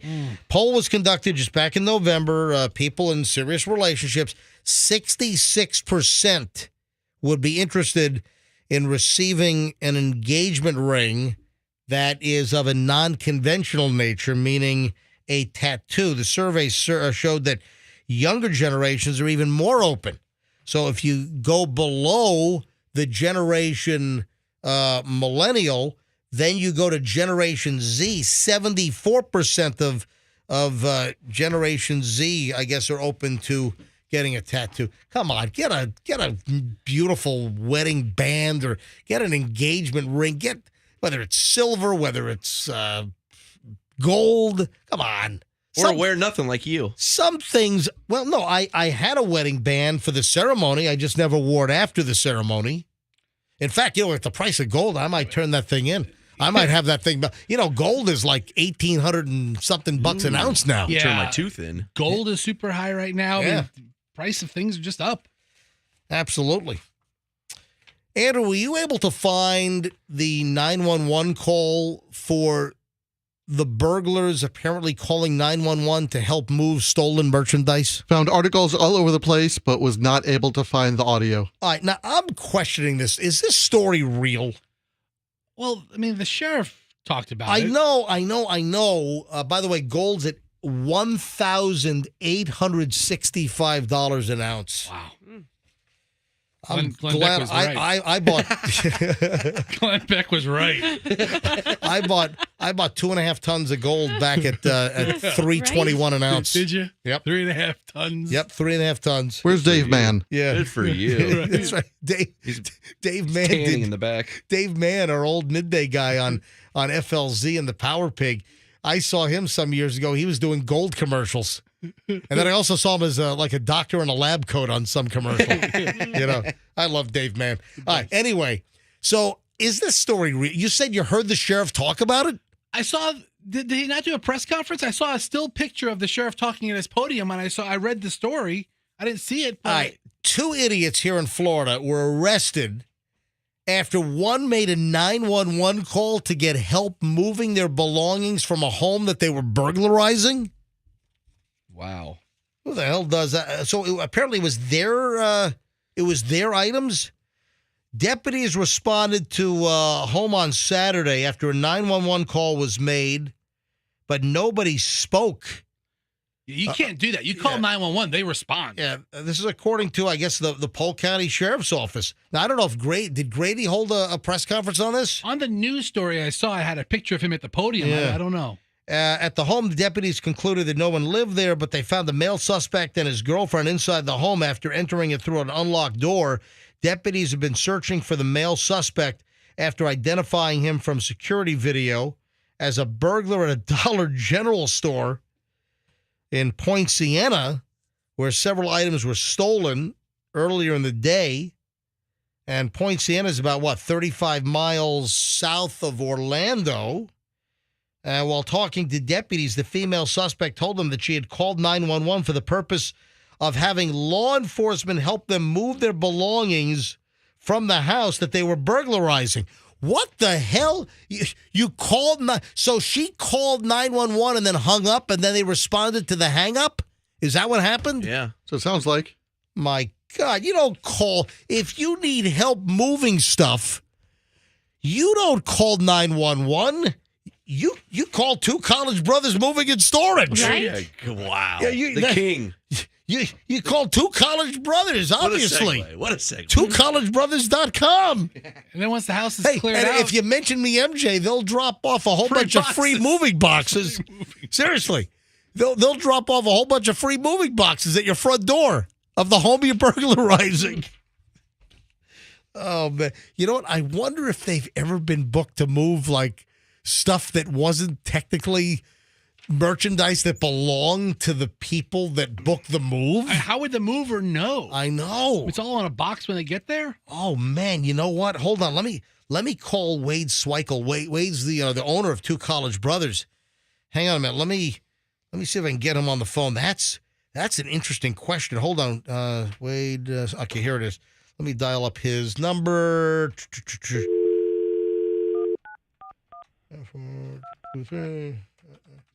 Hey, do me a favor, Fester. Pick up line 1. See if Wade's the owner of Two College Brothers. Let's see if he can pick up and answer the question. That's something I want to know. You ever been booked to move, and it turns out that whoever booked you wasn't the rightful owner of the merchandise that they were trying to have moved? All right, Fester is trying to see if Wade picks up. I don't know what he could be in a meeting right now, or if he doesn't pick up, I'll send him a text, and then we'll try to talk to him on the other side because we got to take a break anyway.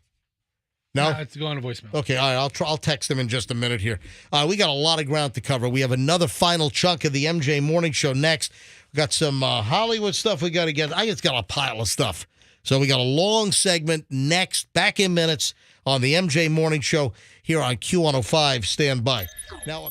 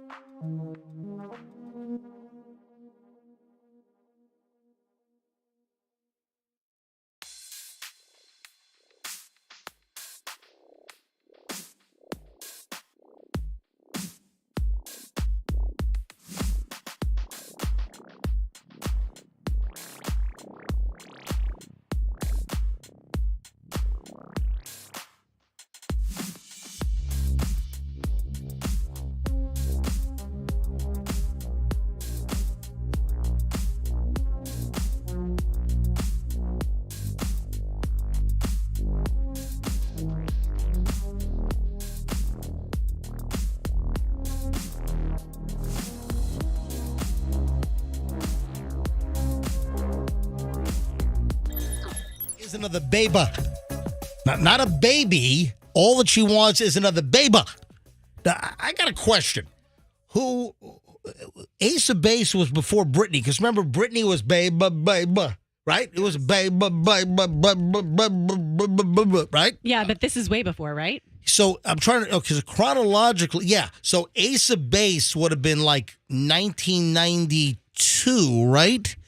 And then Britney Spears, that was like 1995. All right. So did Britney Spears steal the Britney Spears wasn't 95. That was like 98, 97. Yeah, Britney Spears was maybe Late 96. I think Britney Spears with Hit Me 97. Baby One More Time made it, I think it was 96. 7. All right. So did Britney steal baby from Ace of Base? All that she wants is another baby? You know, she's got a lot of baby songs in her lineup because I just pulled up one. Hey, Andrew, do you have any of the audio? Can we do a comparison here? Do you have Ace of Base? Give me the Ace of Base. All that she wants is another baby. All that she wants is another baby. A baby. Baby. All right, now, do you have Britney Spears? So, All right, so here's Britney Spears, and it's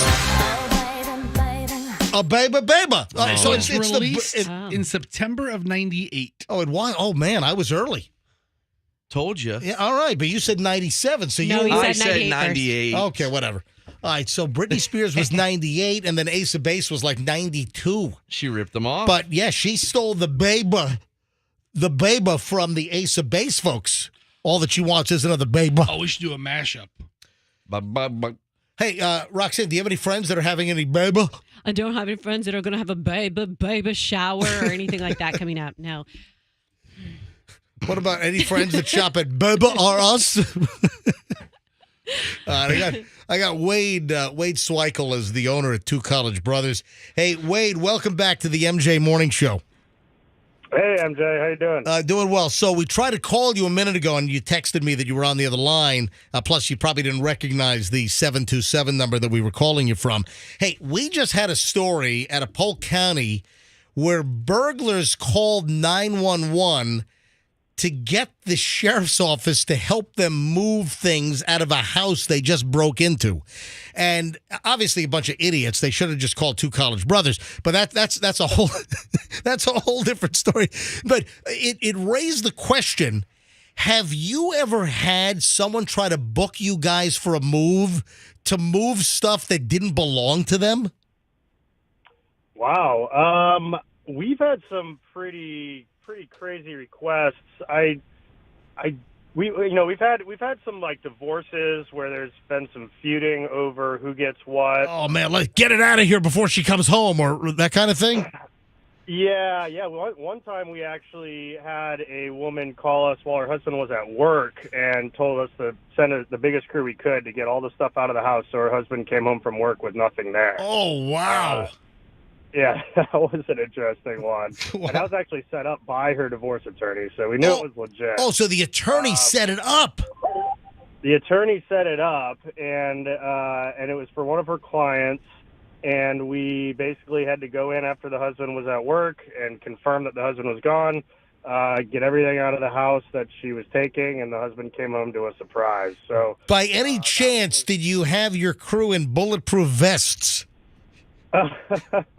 No, we don't have any company-owned bulletproof vests, unfortunately. Maybe that's something to invest in, but no pun intended there. Yeah, really. But, yeah, we've had that. We've had some evictions where we've had the sheriff's office there, and we've had people just flat out refusing to let us into the house, and then, obviously court orders, sheriffs get involved. That gets a little messy. We try to stay away from those because it's like, who's paying the bill? Yeah, you just kind of want just your run-of-the-mill everyday move, right? That's what you're looking for. Right.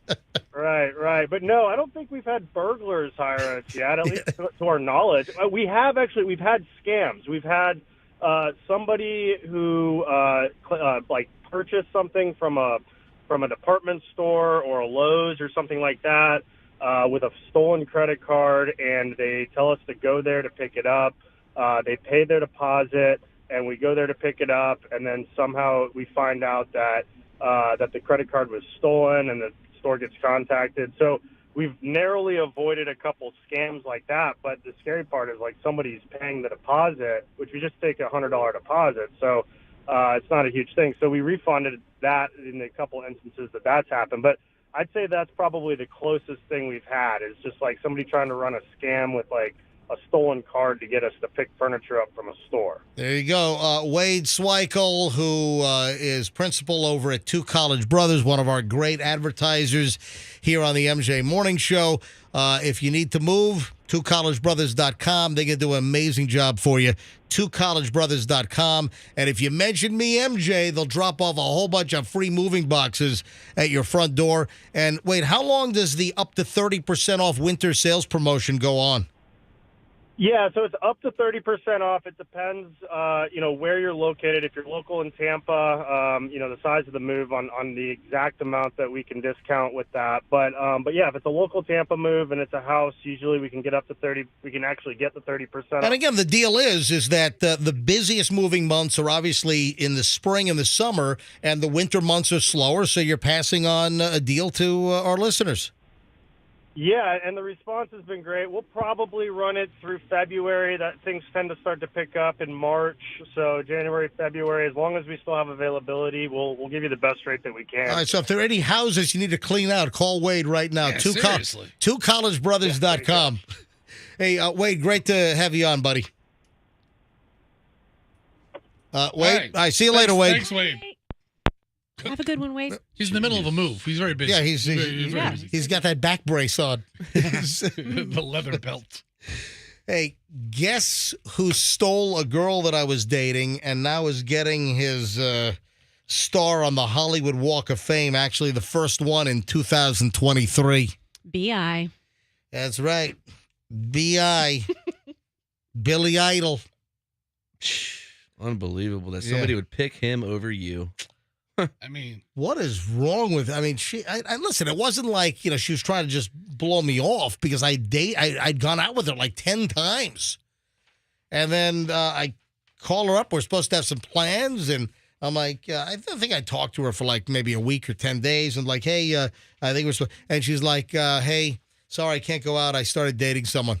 I'm like, this is out in LA. Let me give some background. So I'm 22 years old, I think, 22, and I'm in Los Angeles. This is 1989, 1990 or whatever, and I think it was 89, late 89, early 1990. Maybe I was 23, and I was dating this very attractive, fun-loving, just a nice young girl, maybe my age, maybe a year or two younger. And I'd gone out on like 10 dates, movies and dinner, and just, had a good time. And I call her up for, make some plans. And she's like, I'm sorry. Listen, I like you. I enjoyed hanging with you, but I can't see you anymore. Yeah, your time in the sun is over, buddy. I'm like, what's going on? I started dating somebody else. I've met somebody. Okay. And I'm like, really? Who? Well, and she was kind of reluctant, and finally she tells me it's Billy Idol. Did they stay together? I have no idea what the status was.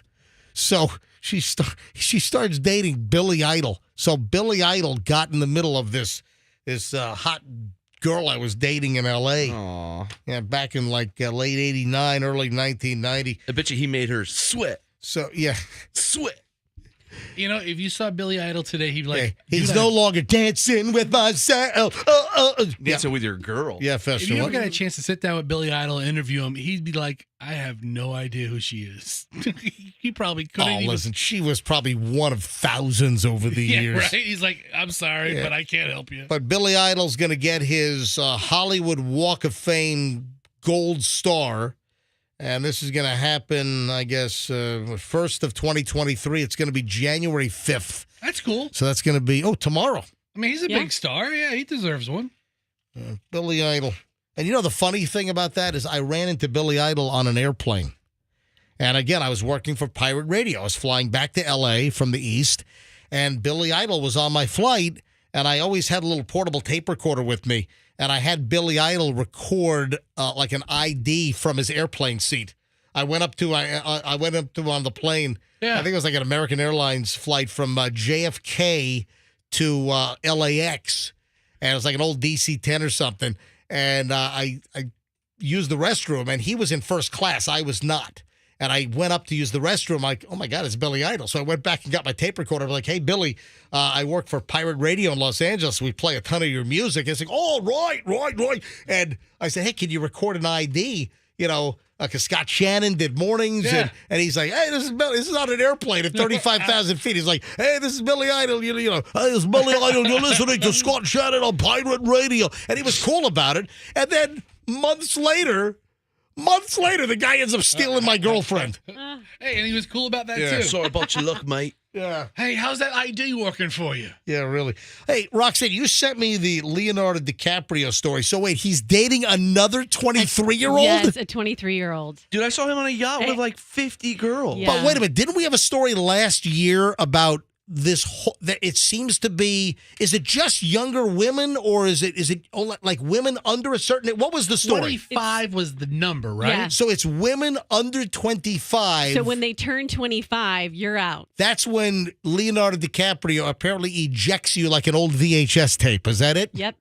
So what is he right now? Is he 48 or 40? I think he's 40. He's 48 right now. Yeah. Okay. He just turned 48. That's right. So, yeah. And now he's dating Victoria Lamas.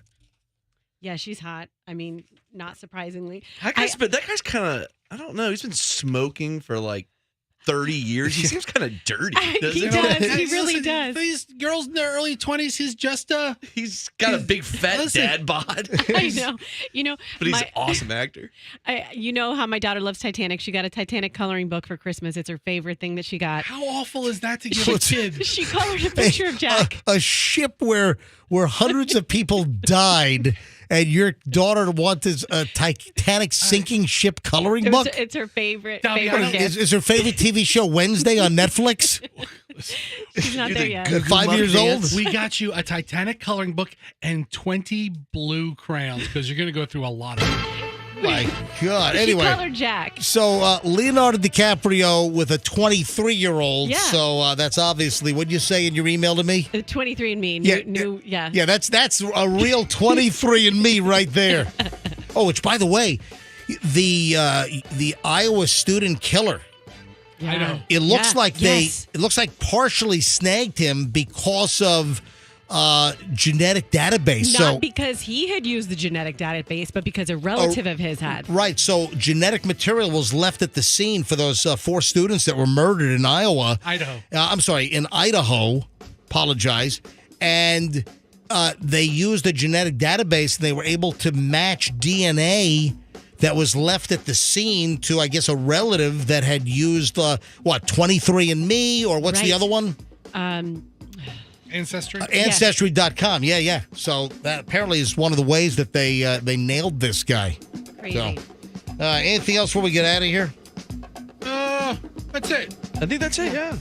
All right. I thought it was a very successful Wednesday broadcast. Good job, Froggy. And thank you. Yeah, Froggy, you were excellent today. Yeah, really good. You know, I really felt like I was in a pocket today. You know what? When you've got 3 cups of coffee on the counter and you don't spill any of one, that's an excellent Froggy broadcast day.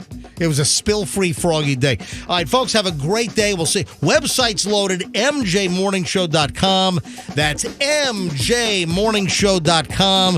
And we'll see you back here tomorrow. And let's be careful out there.